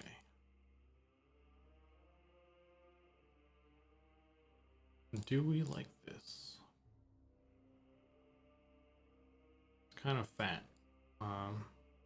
Maybe.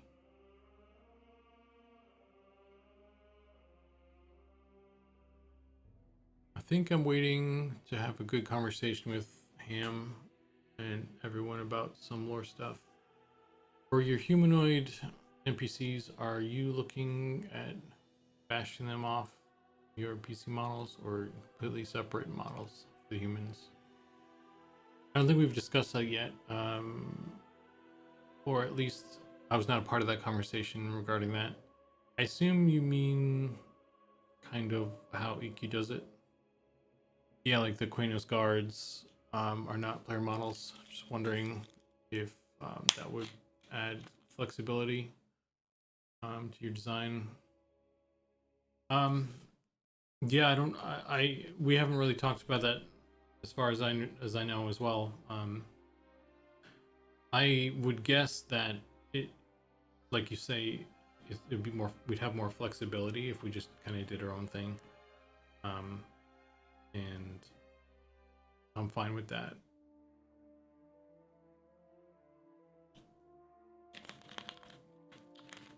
But we'll have to see what happens, I guess. Maybe it comes down to the rig or something like that, or the lore demands some changes. I'm always down to model more stuff, so.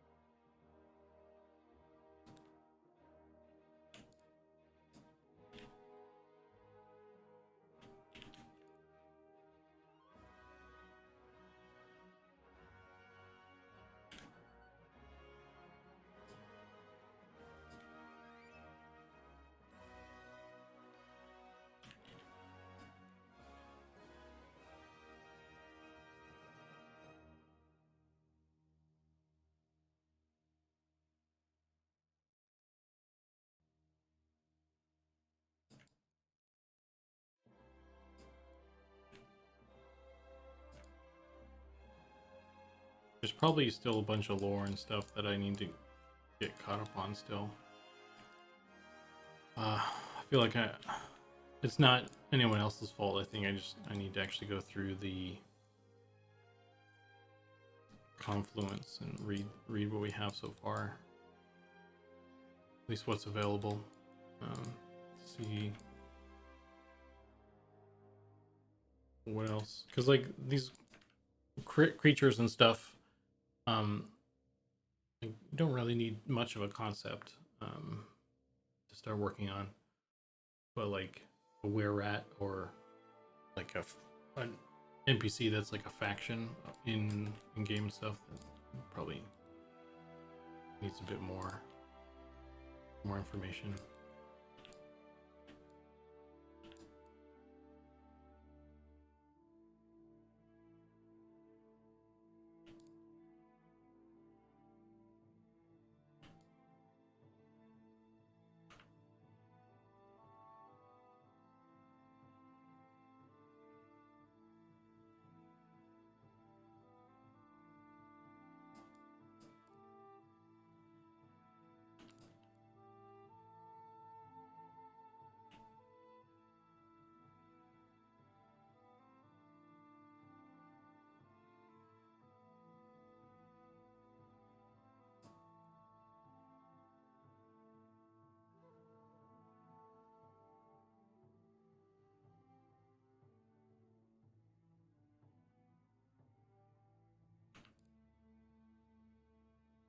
Like the head and neck are too far out as well.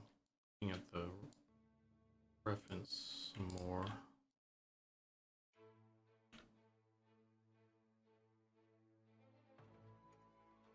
Well, that's maybe that actually helps, I think, a little bit.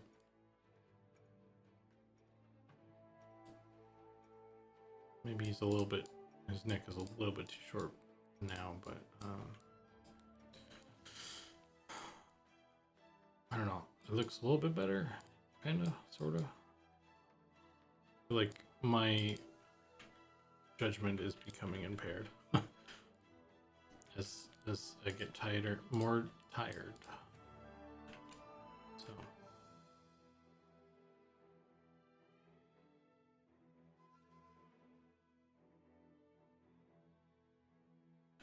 I stayed up real late last night, so I didn't really get best sleep.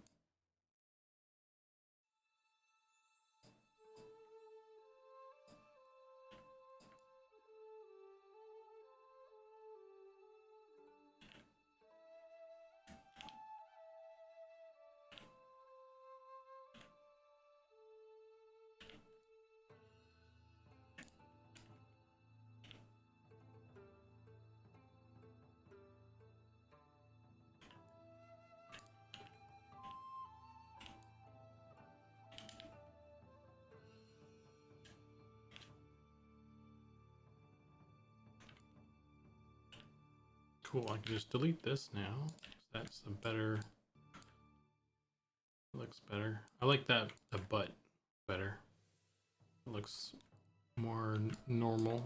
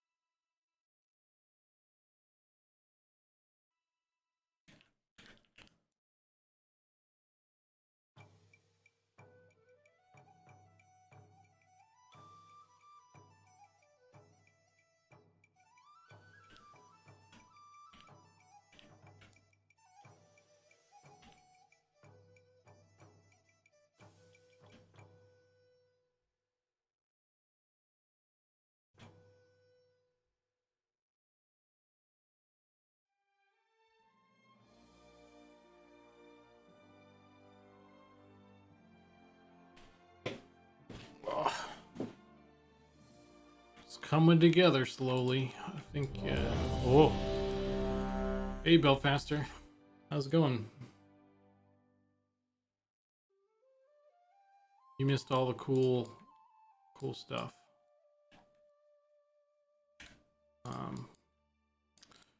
But you're here for the kind of I'm working on the Jackal tonight, and I'm kind of starting to make some progress with it after struggling for a bit.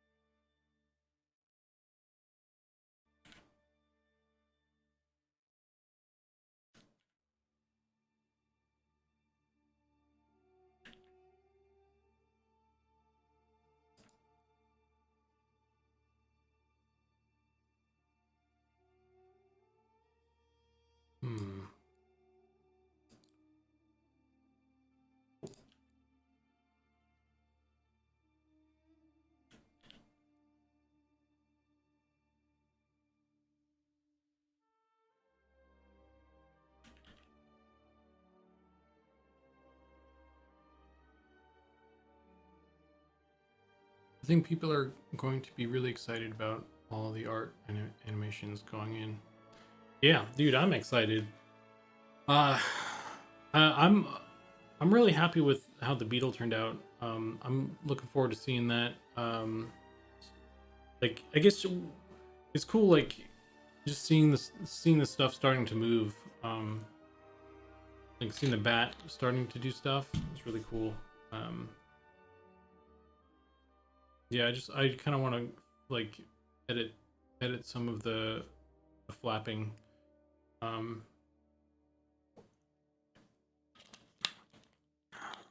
It looks really cool. It looks kind of loosey goosey though. At least the flapping, because I was watching the some reference of bats flying in slow motion, and they kind of have like it's kind of a weird kind of like as if you're like pushing water away from you kind of motion, it looked like to me. So kind of want to see if I can mess with that a little bit. I was getting really used to the one that Ollie had before, where it was more like kind of like rubbery, kind of like wibbly wobbly. Because at first I saw that, I was like, oh, okay, well maybe that's like a placeholder. But like the more I looked at it, like it kind of grew on me as well. Like it was charming. I kind of liked it. But yeah, well, it's something that we'll be able to iterate on and stuff, I'm sure, as we're going. But it's definitely a lot of fun to even get to that point.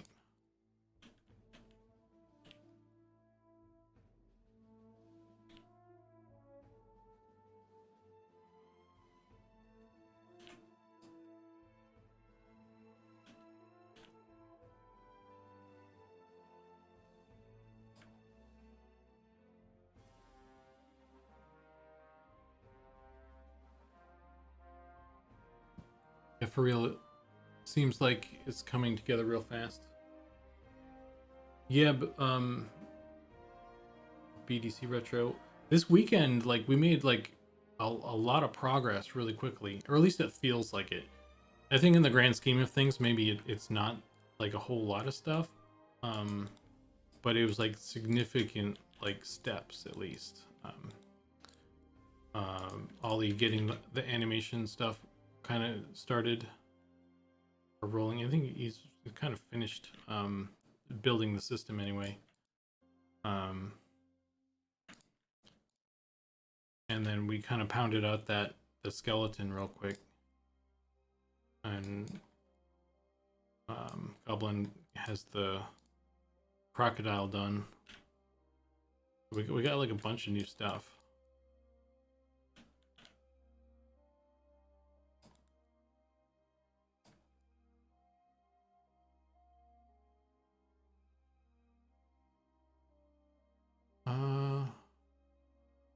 So, which one of you cats dogs is going to be used for quad pedal motion? Yeah, I don't think we're doing motion capture. I wouldn't mind strapping some stuff to my cats though, and just watching them freak out for a little bit anyway. But I don't think we'd get any usable data out of that.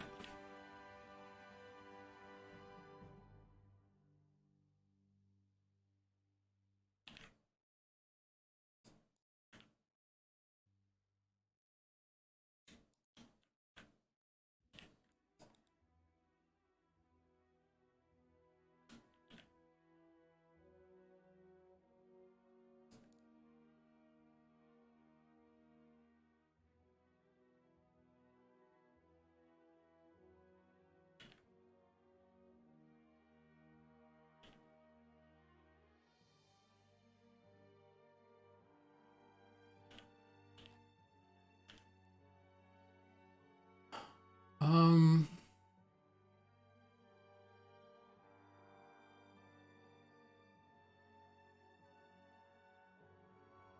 Last couple weeks we're seeing several new models and now animations in working is working in. That newbie art is gonna look different here shortly. It feels good that it's our homegrown art. Yeah, I really like that too. Like, because we're getting what like the vibe we want, and it's like really getting filled in there. It helps that like we're doing like the lower fidelity stuff because it's just easier to kind of kick it out quickly.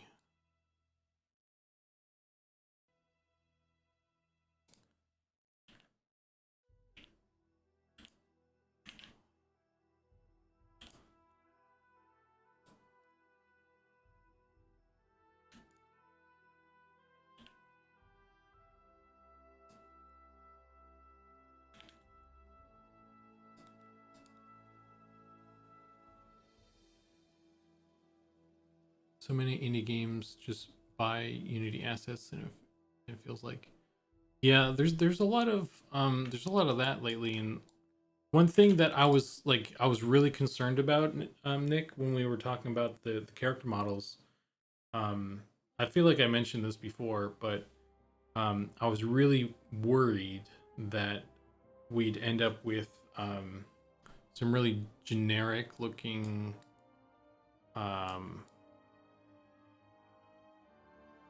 characters with no real charm to them, because that's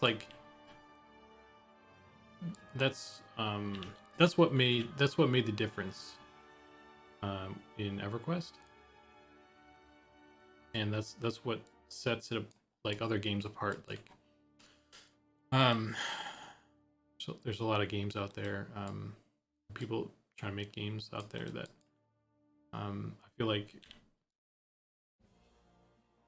some of the art is I'm not trying to like disparage anybody's stuff, but just for me personally, that's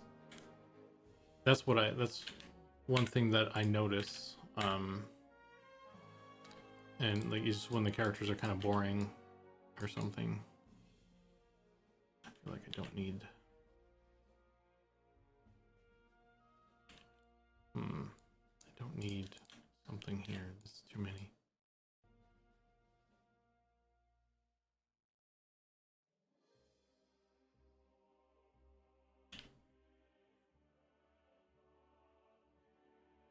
It's to the point I started to worry a bit about content library stuff and organization rather than actually doing the content. Yeah. One of those two core GDC talks, they used one of the guy's dogs for all their bipedal mocap data. Yeah, that was the Ubisoft stuff. And they were doing like first of all, they could do mocap, and second of all, they had higher poly models that could really use the mocap on. I wonder how well mocap would really work on stuff this low poly.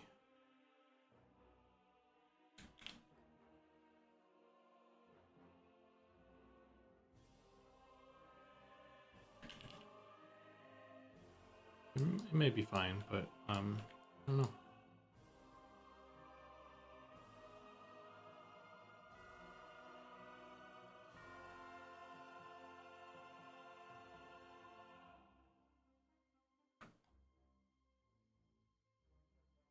For prototyping, I don't think there's anything wrong with that. You just run the risk of people thinking it's what you're shipping with, which obviously is a challenge for showing challenge for gaming showing this early in time. Having custom art so early though is awesome, and your game from the start. Yeah, that was one thing. That's kind of why Sean did what he did with that sort of thing, because he didn't want people thinking that the placeholder art was kind of the art direction, and I think that was a really smart decision on his part.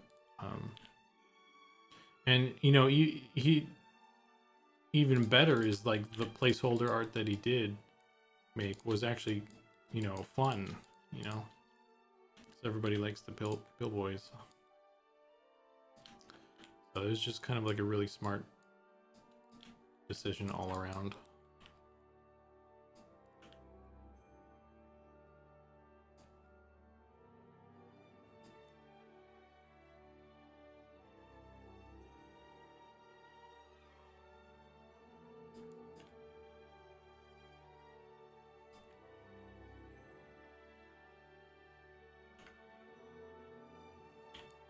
I wonder if this is too...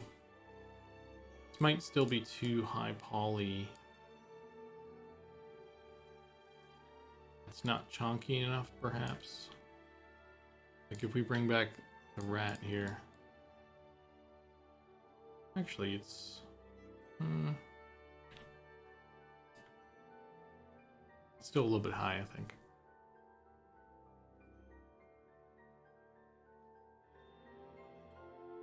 Skinny that boy's waist.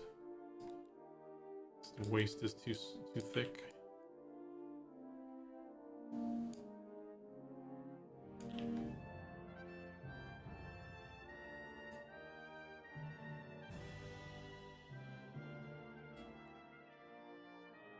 Don't really like that triangle either.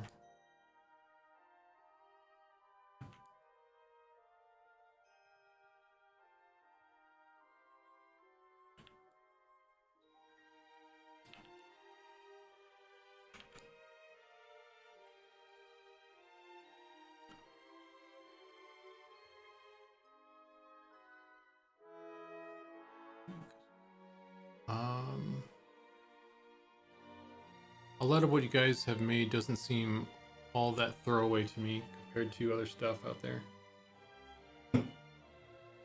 Yeah, I mean, I don't know.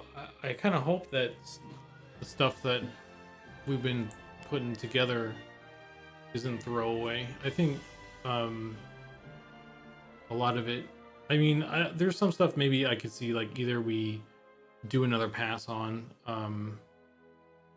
or, you know, replace or something. I kind of feel like, because the rat was like one of the first ones I did. Yeah, I think it was the first one I did actually, and I think the model is probably fine, but like I think the texture could probably be kind of fixed up. And I was at least gonna kind of change. I've been meaning to change the color of the nose a little bit. He's a little bit got a bit of a cold or something. Maybe Goblin would be interested in prettying up the rat texture or something. Yeah, you probably already have access to it through the project, but I could send it to you as well if you want. Yeah, if you wanna take a crack at the rat texture. That's fine.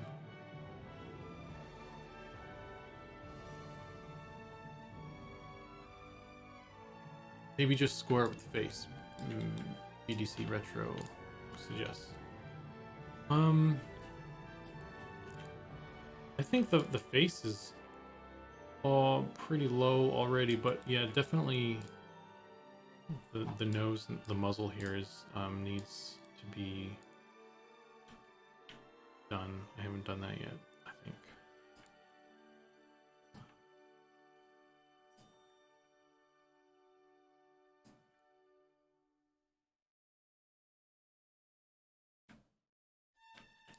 And I'm probably gonna maybe I won't give him a mouth, because like this, I don't see this being the wolf form, but like when we do whenever I do the wolf form, I'm probably gonna want to have the mouth be like articulating. But this being like just a jackal, I don't see a need for that. So I'll probably just leave it as that. I'm hyped for a new secret edition, by the way. Winking face. Yeah, there are a few beans. What? Wait. Yeah, there are a few beans. Oh, beans of secrecy or something. February is going to be an easy newsletter, lots of content. Yeah. Are you, Nick? Are you referring to the secret I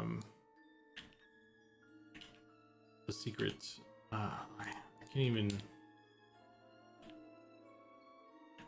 I don't even know how to refer to it in code without spilling any beans.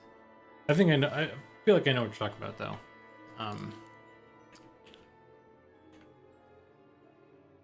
We're all friends here. Yeah, I think it's fun to like reveal stuff, you know, like in like a large group or something. So like I almost didn't. Felt a little reluctant to like even mention the skeleton, but it's also like so cool I couldn't hold back. But I think some other stuff, maybe Nick or Sean will want to mention it in their streams or something.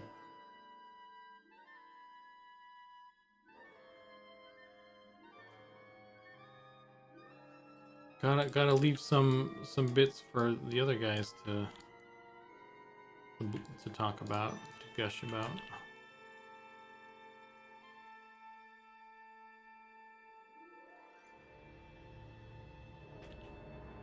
Oh, what's going on here, friends? What's this? This is odd.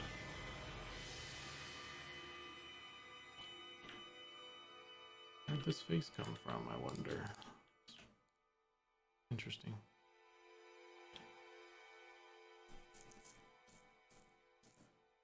We won't tell Sean about the skeleton. We'll play dumb. What skeleton? I don't even like skeletons, yeah. Yeah. Make it chunkier. Make it chunkier, okay. Like that's a fun joke, but it's also like it actually legitimately kind of helps me stay on course with this stuff. Because it's easy to kind of. I can get rid of this. That's what I will do. And I can push that down. Probably just get rid of this also. Yeah, I'll try merging this.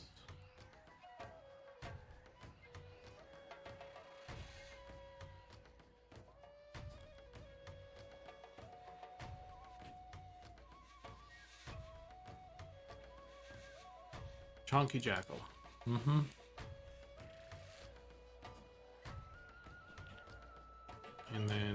to...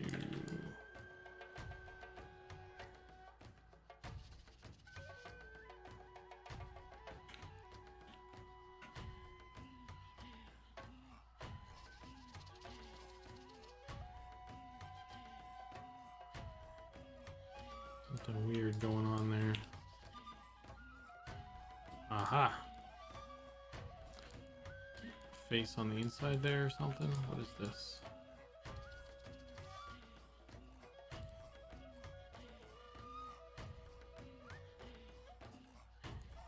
Interesting, interesting.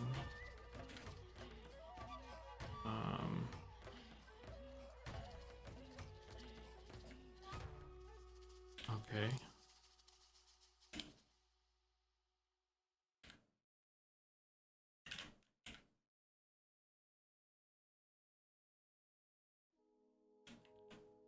Last.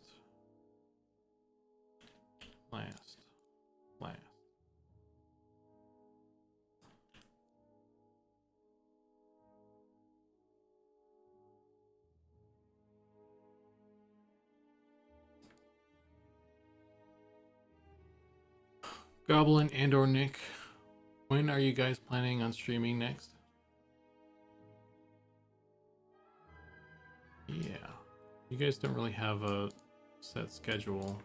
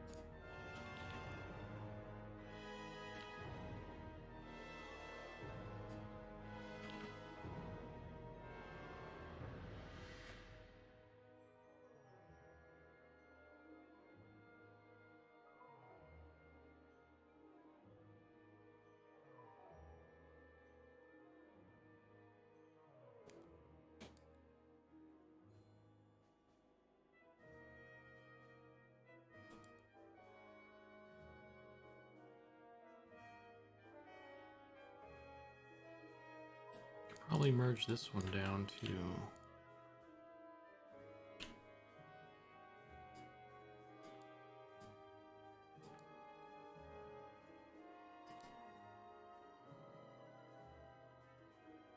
I'm hoping this week, but something may come up where I can't, but I plan on regular streams, possibly Wednesday, Thursday. Yeah. Like I said, I want to do like that Vanguard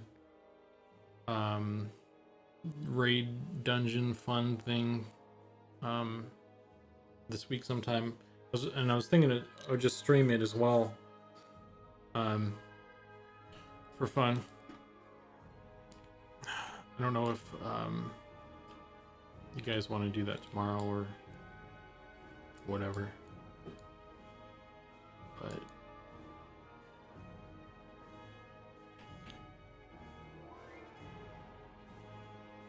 okay, so now I need to connect some more bits here. I need to connect the feet. And I need to make these feet chunkier, perhaps.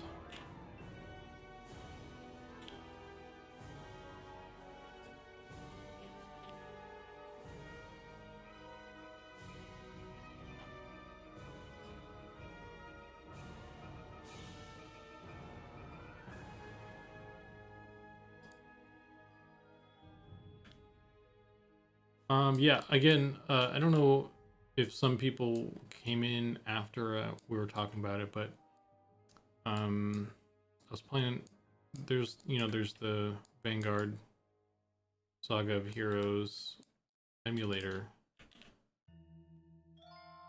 and I was kind of over there today trying to help,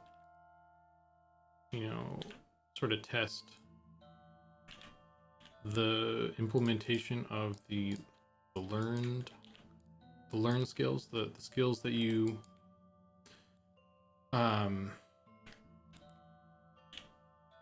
you know, after a certain level you can go fight like some specific mobs, and you can learn an ability from them. It's like it's basically another class. It's like it's one of your class abilities, but instead of just training at a trainer like normal or whatever, um, you either like fight a mob and then they use that ability on you, and you like slowly kind of learn how to use it yourself. Or there's different classes have different ways of doing it as well. Like necromancer and shaman, like they just find a tome, you like kill somebody and they drop a book and you read the book, and then you can, you know, you learn the spell. That's it's more closer to EverQuest. And then the psionicist, they meditate at some stones that you have to go find around the world, and then you learn stuff from those. But anyway, so the Dread Knight, I was doing the Dread Knight one today, and I found all of them except for the last one, which is it's like a harm touch, like a powerful harm touch. And in order to get it, you have to fight a raid boss. So I could probably do it by myself if I just like bring a pocket cleric, because he's not super strong right now, but he's gonna have a lot of hit points. And I was thinking it'd be a good time to get some people together and kind of run a dungeon or something, just for more damage, so I'm not like wailing on the guy for 2 hours.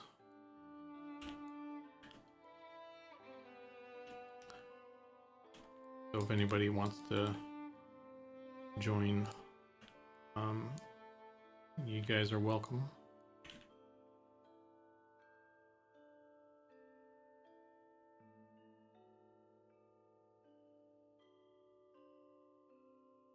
How do you guys feel about the VG dot system for enemy toughness, like the extra layer of monster difficulty other than just level?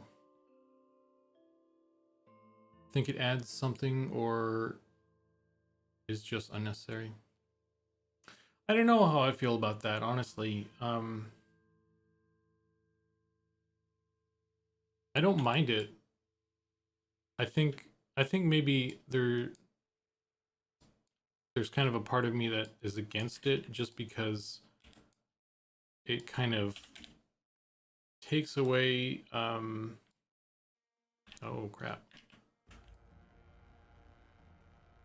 It kind of takes away an element of it being like a world versus a game. Because I like playing a game that makes me feel like, you know, it's a living, breathing world. But then if there's like, you know, the various toughness levels, I feel like it's more, it kind of brings out the game more in it, if that makes sense. I don't know if that makes sense, but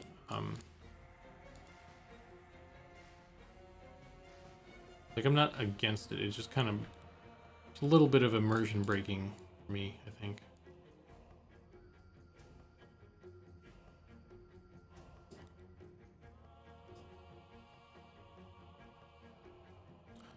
You eventually arrive at the same point, like just knowing hill giants are tougher than average, or raid boss is tougher.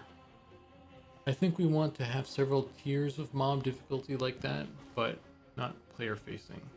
Yeah, I would agree with Nick on that. I think there's nothing wrong with having, you know, those levels of difficulty. I think for me, seeing the dots in the UI kind of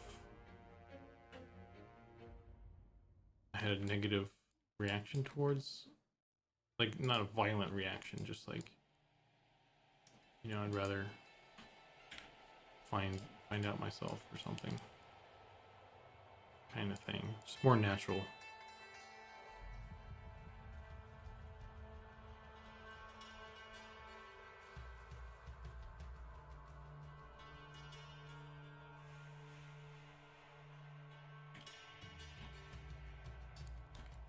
Okay. How many we got here? We got 6. 6 vertices. That's a good even number.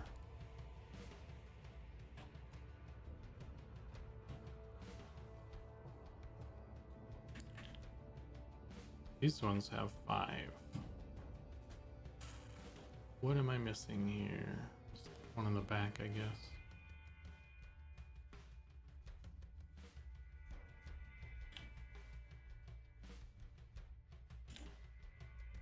Don't really need it though, I think.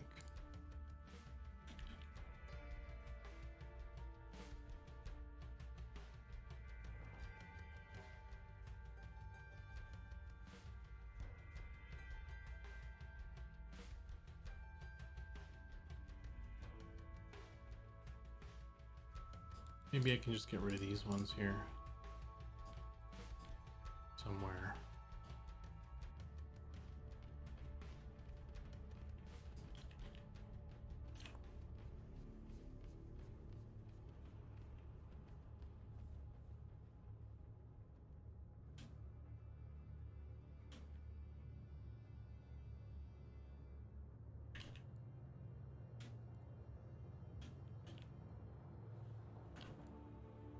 Oh, that looks bad. Maybe I do need that on the front at least. Let's do that. I think front one good, back one bad.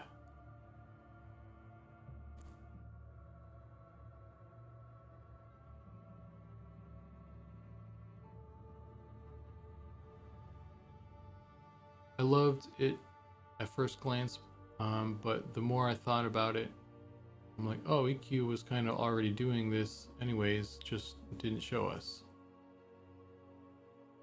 Do you like the little baby trash swarm mobs? WoW was big on that, and I don't remember much of it in EQ, like the AoE check.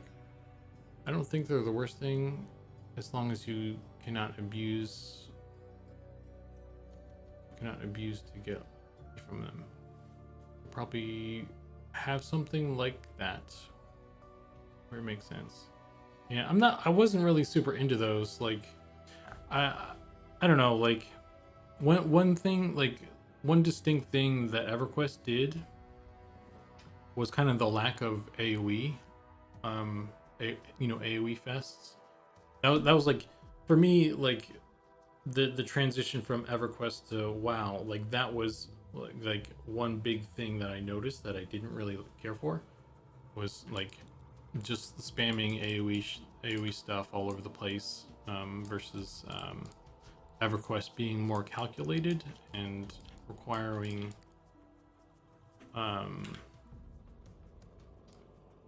support classes and stuff to manage that extra stuff.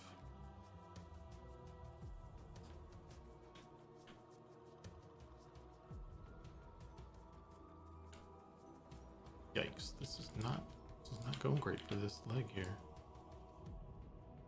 There we go.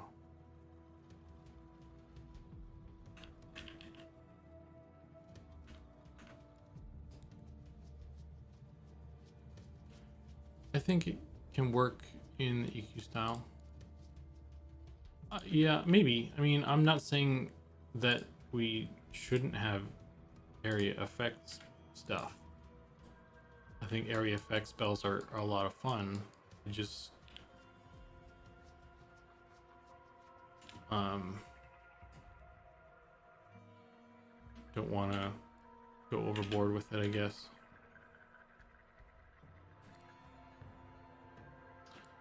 All right, what do we got here? This is 4, and we have 3, so I need to add one more edge loop.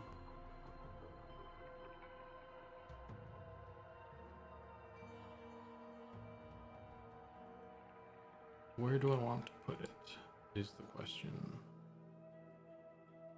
I feel like right here. Where does it go?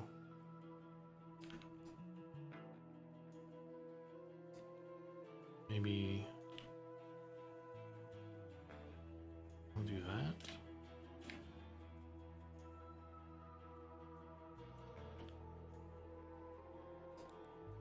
Or I could just reduce the tail, I guess. That'd probably be a smarter decision. Wait, I need to... I would need to reduce it by a lot, actually. Kind of don't like lowering it that much, though. Let's see what it looks like with this.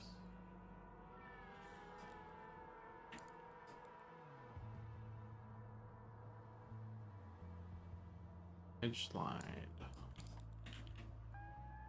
Push it up a bit. Push this up a bit.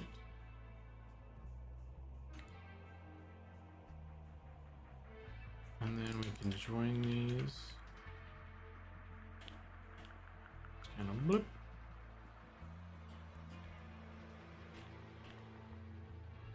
Okay, that's not what we wanted here.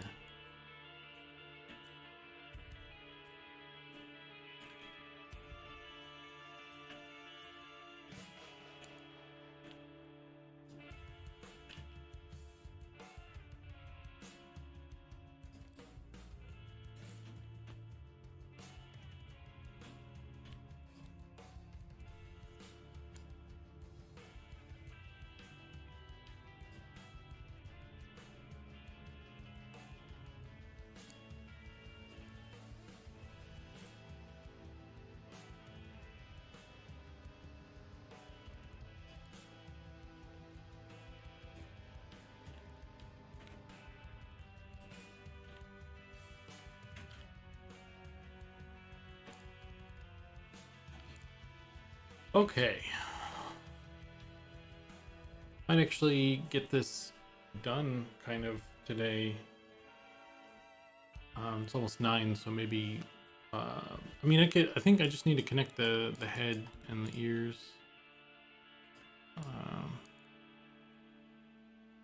Kinda not super chunky though either, so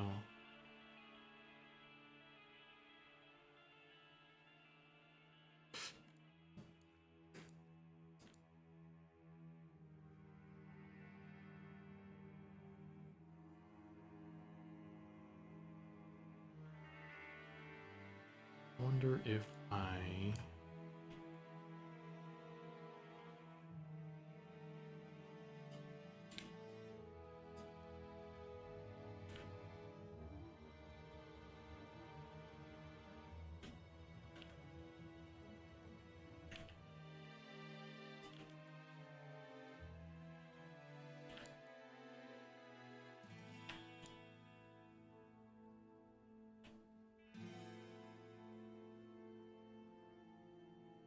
ooh, that's gonna be a problem.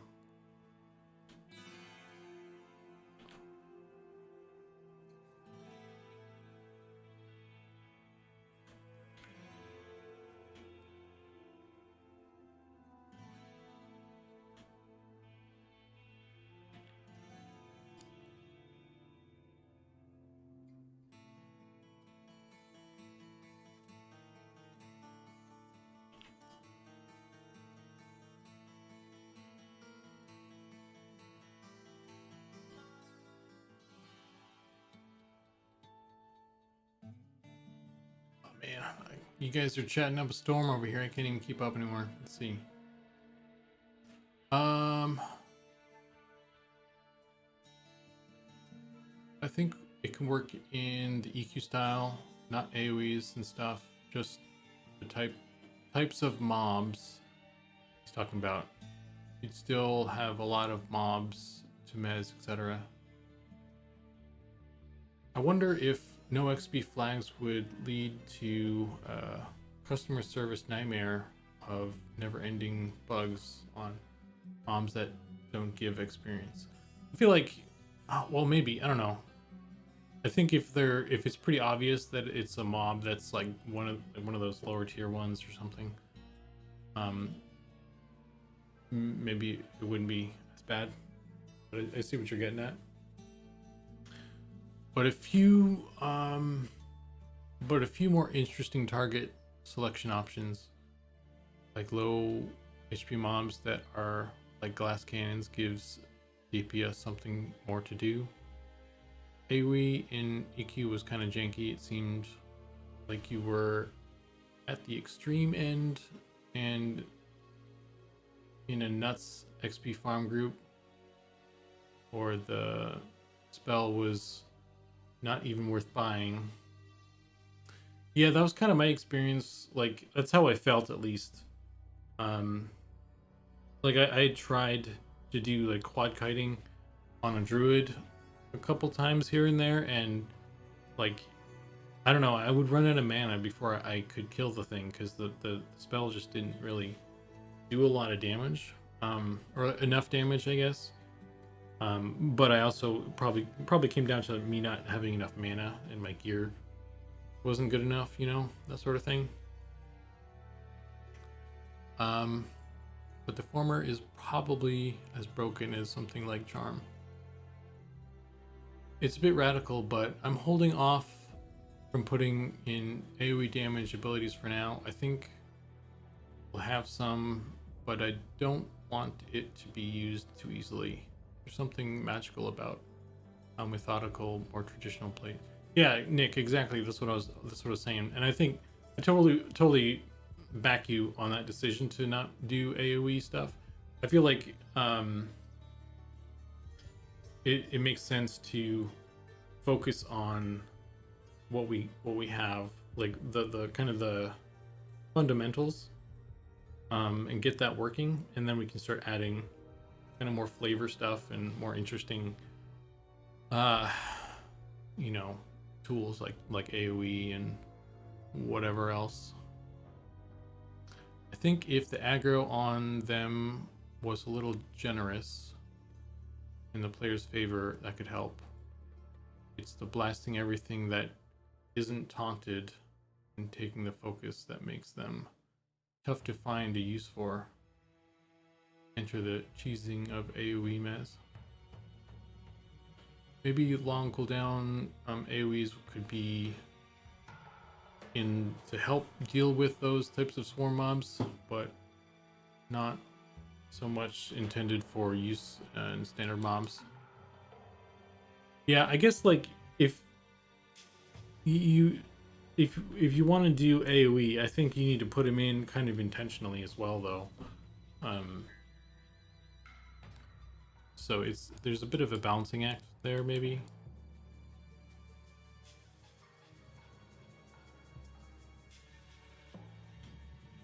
Because if there's no reason, let's just leave that as quad.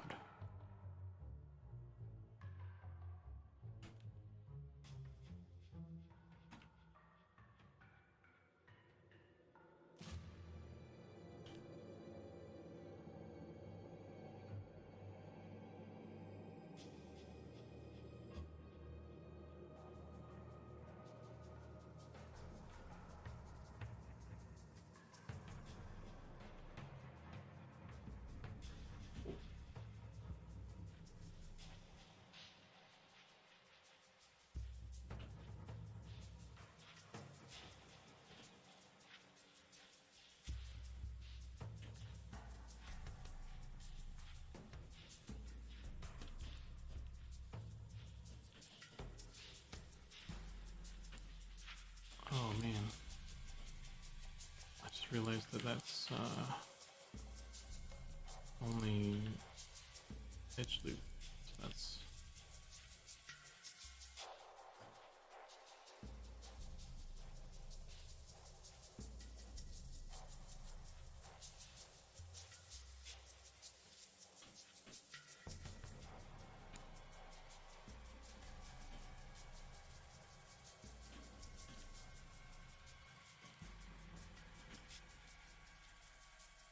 Interesting. That's a problem. Maybe just don't have AoEs in the game as a memorable spell and require consumable to turn the next cast into one. That could be interesting.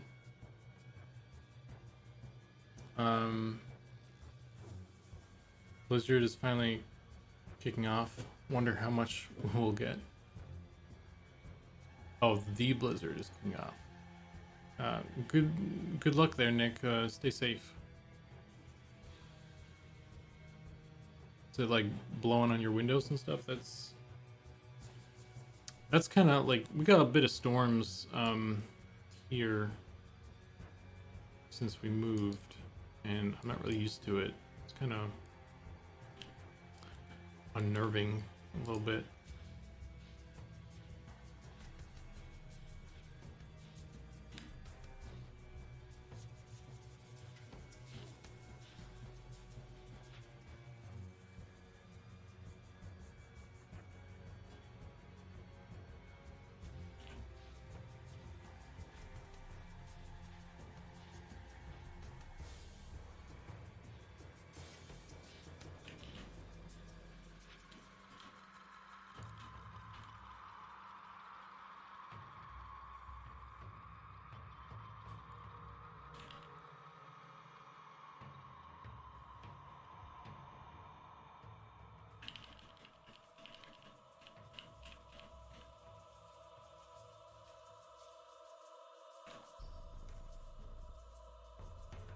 Pretty calm in the wind department, just expecting a lot of snowfall, I think. That's not too bad then. Nick, have you considered putting level caps on spells? As in how high of a spell that can land on? I wonder if that might help some of this. Or allow... Wait, so like you can't cast a spell on some, like an NPC if it's too low level? Or allow you to have spells like slow not to be OP since the target level could be low or limited. I like downranking to an extent, but there needs to be a good balance. Yeah, when I was playing my enchanter in P99, someone recommended that I use like a lower level mez to save mana. You know, it doesn't last as long, but it still lands, and is way cheaper. And that I used like a low, like a level 4 mez a lot of the time, honestly. And I thought that was pretty cool. Like I kind of liked that. So I am a fan of that sort of thing, I guess.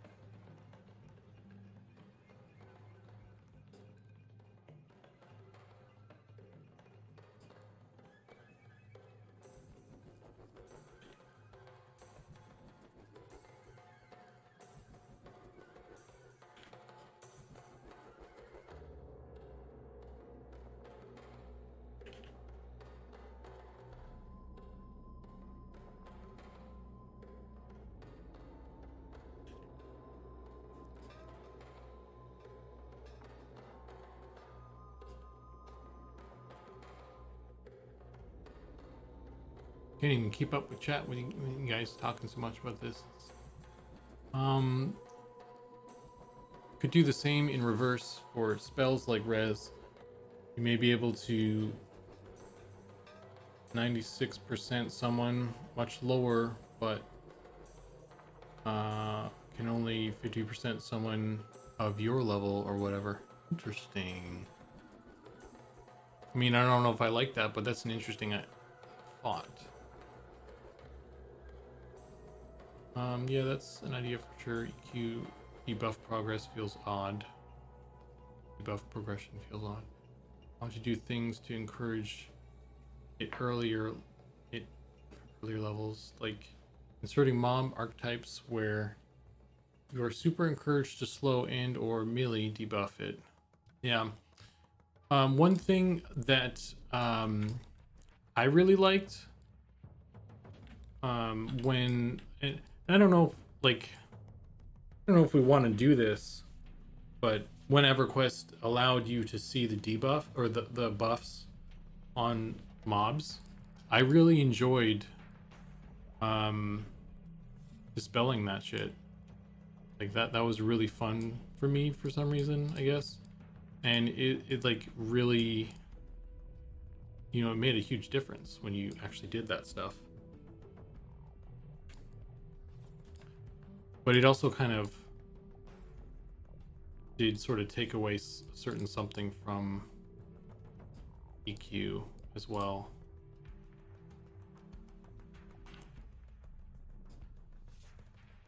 Yeah, giving certain mobs outrageous buffs so that you have to actually dispel things. Biggest thing in EQ you need to dispel from mobs is damage shield, from my experience. Yeah, damage shield for sure. But haste and Spirit of Wolf as well. And honestly, the magic resistance stuff made a bit kind of a difference for casters as well. At least for an enchanter. So I really enjoyed dispelling, and I think that would be an interesting way to add some utility, or like some sort of like reward for doing that. Like you could even give dispel to like a spellblade or a cleric or something, and like if the cleric or if they dispelled, then they got some mana back from it or something, you know, like, you know, just dispelling and then using that magic to restore your health, your mana or something. I don't know. Oh, these aren't joined yet. I need to join these. That's why it's not merging.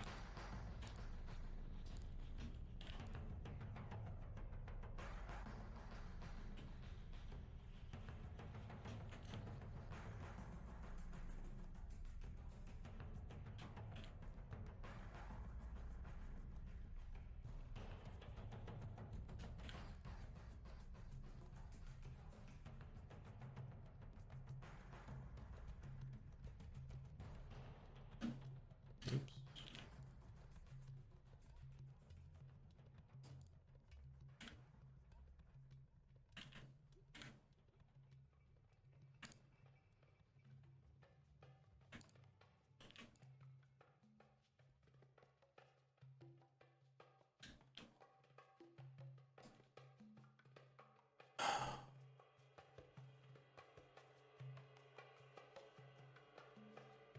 It's basically what they did to slow an EQ to fix it. Your target was partially slowed. Same thing, but it felt bad doing it retroactively like that. Yeah, those infinitely scaling positive plus percentage spells like that, they do not scale well at all. Static numbers or caps are a solution. Spell steal would also be a fun mechanic for some classes if there's an interesting pool of mob abilities. Allows for some fun emergent behavior. Spell steal, like you block a mob from casting a certain spell, and then you gain that spell for yourself that you can use. Is that what that is? Because that's totally cool. Yeah. Spell steal buff, I mean, but getting their ability is another idea. Yeah. Like yeah. Like spell steal, the spell steal you're talking about is like you dispel them and then you get that buff that you dispelled essentially. Yeah, okay. Yeah, that's cool too. Yeah, yeah. There's a lot of cool ideas there. There's a lot of stuff you can do.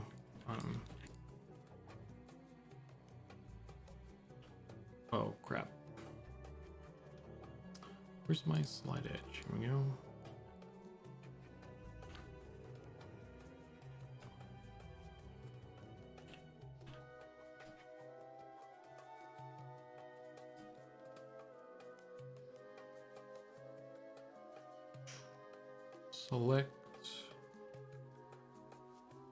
Select all by trait, faces by sides. Oh no, we have a thing here I need to fix. In front of me this whole time.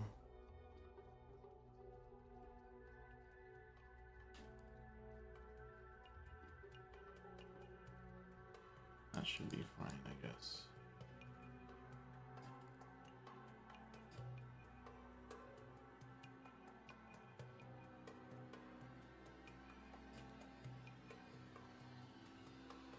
This looks, maybe I'm exaggerating the features of this guy a little bit more than the reference.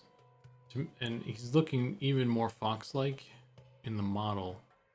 I don't know how much I really care about that though. Like, I think it looks okay. Kind of want to kind of see if I can bring this over though.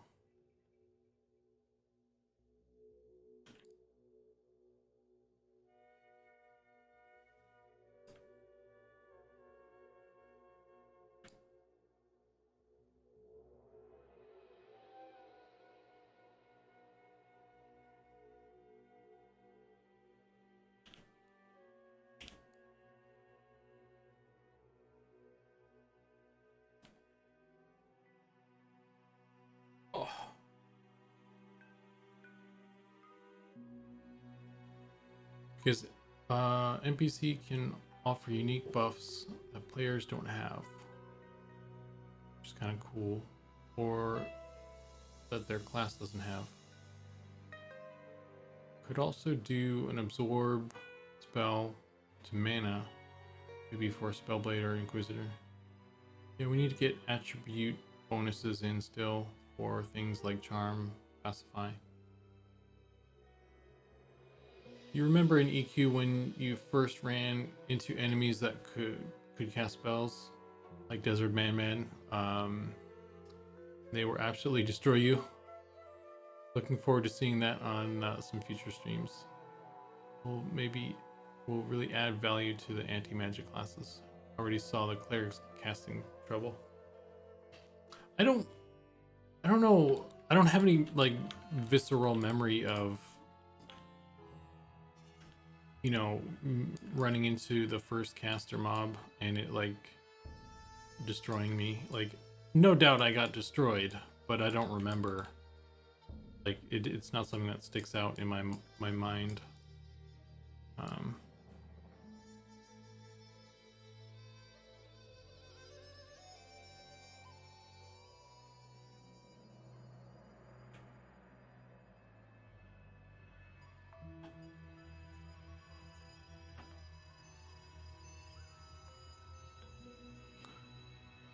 Interesting dynamic to see some classes kind of seek casters out versus everyone avoiding them.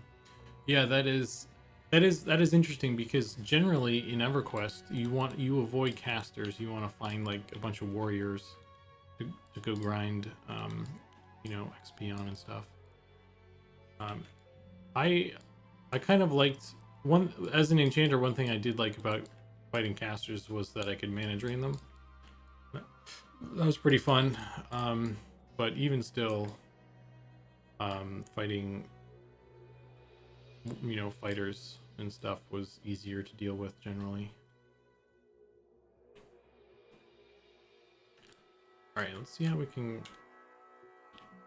connect these ears.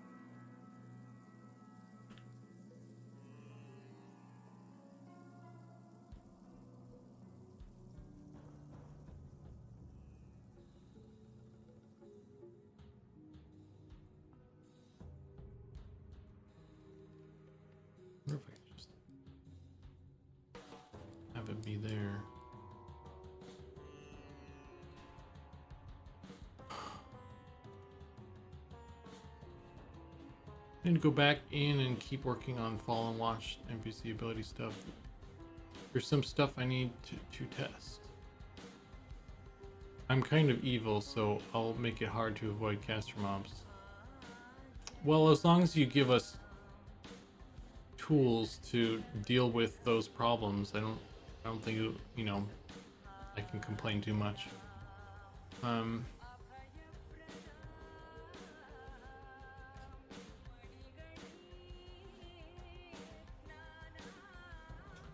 For me, it would be something like running invis through a dungeon and you pass an undead enemy and something, or something in you would be expecting like see invis. Yeah, so that one, like running into stuff that can see invis, that's definitely a bummer. Because, you know, when you're squishy, the only way you can get around safely is to be invisible. And when that doesn't work, what do you do?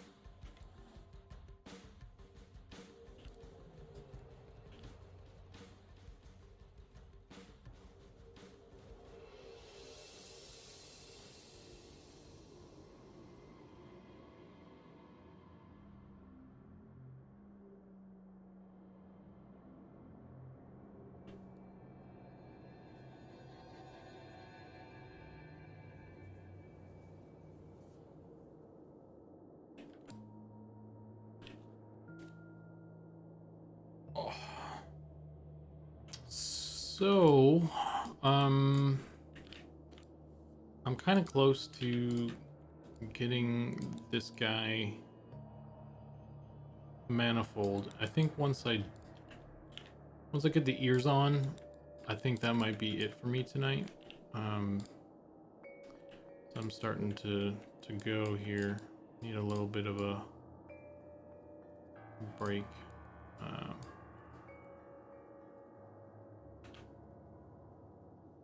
But I want to finish this real quick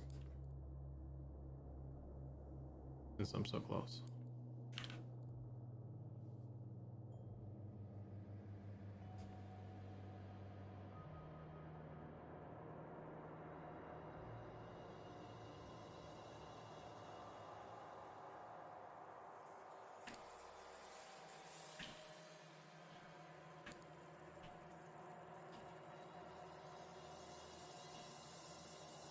What games do you guys play right now in your free time?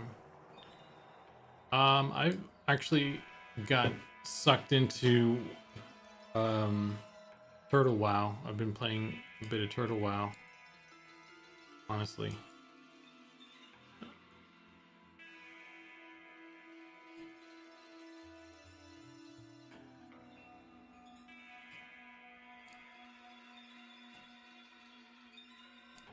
Oh, those are very fox-like ears.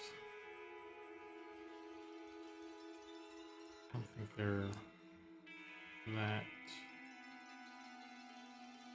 dramatic.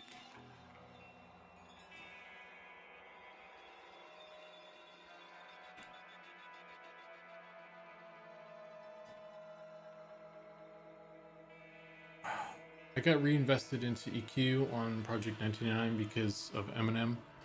I've been playing that, but I usually just log in 2 nights a week for raids and that's it. Yeah, I haven't touched P99 in a while, in a long while. Honestly, it might have been a year already or something since I've touched that. So I guess I've been, you know, kind of needing a MMO fix.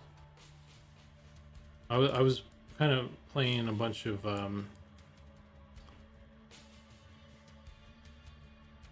Vanguard for a while there. So.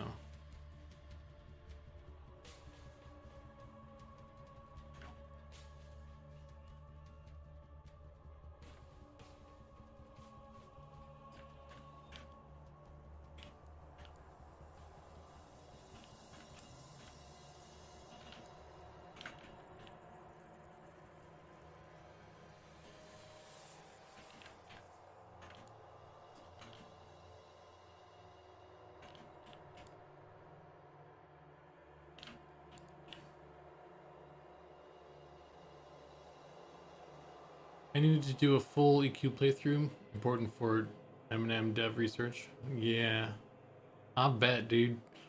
Um, I kind of felt like I wanted to log in honestly to get just see some stuff, but for art reference. But you know, I can just Google it as well. Not always as, you know, great of an angle or resolution, but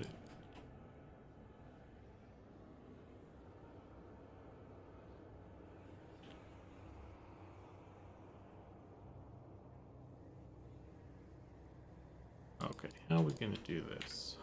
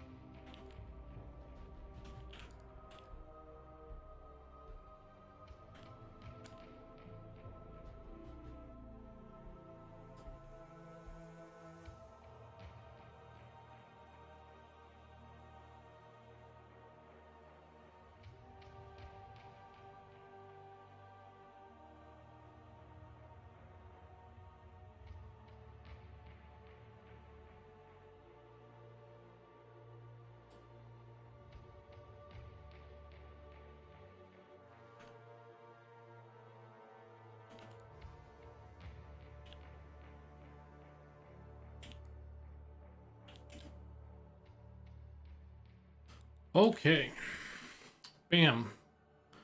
We modeled a canine looking something in 3 hours. Has it been 3 hours? Holy shit.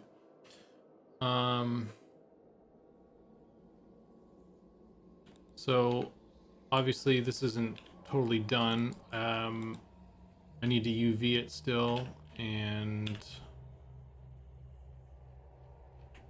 I need to probably kind of go over the model and do like a check, make sure I didn't miss anything. Actually, I'm gonna do a check for any Ngons right now, real quick.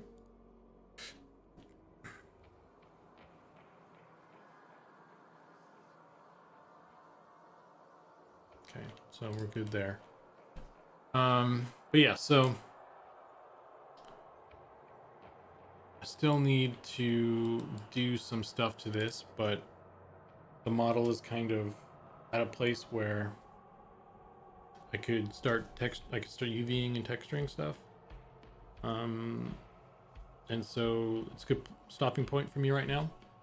I should really save this first of all. And I think I'm gonna call it here for the night. And it looks like we got some really good conversation going in chat. So I'm really glad you guys were hanging out and talking about stuff. That's really cool. I appreciate it. It's makes, even though like I can't keep up with the conversation when I'm working on stuff, I still appreciate you guys, you know, hanging out and talking. I'm sure Nick got a lot of good nuggets of ideas and stuff in there, so it was worthwhile, even if I couldn't keep up. But yeah, so this is where we're gonna end tonight.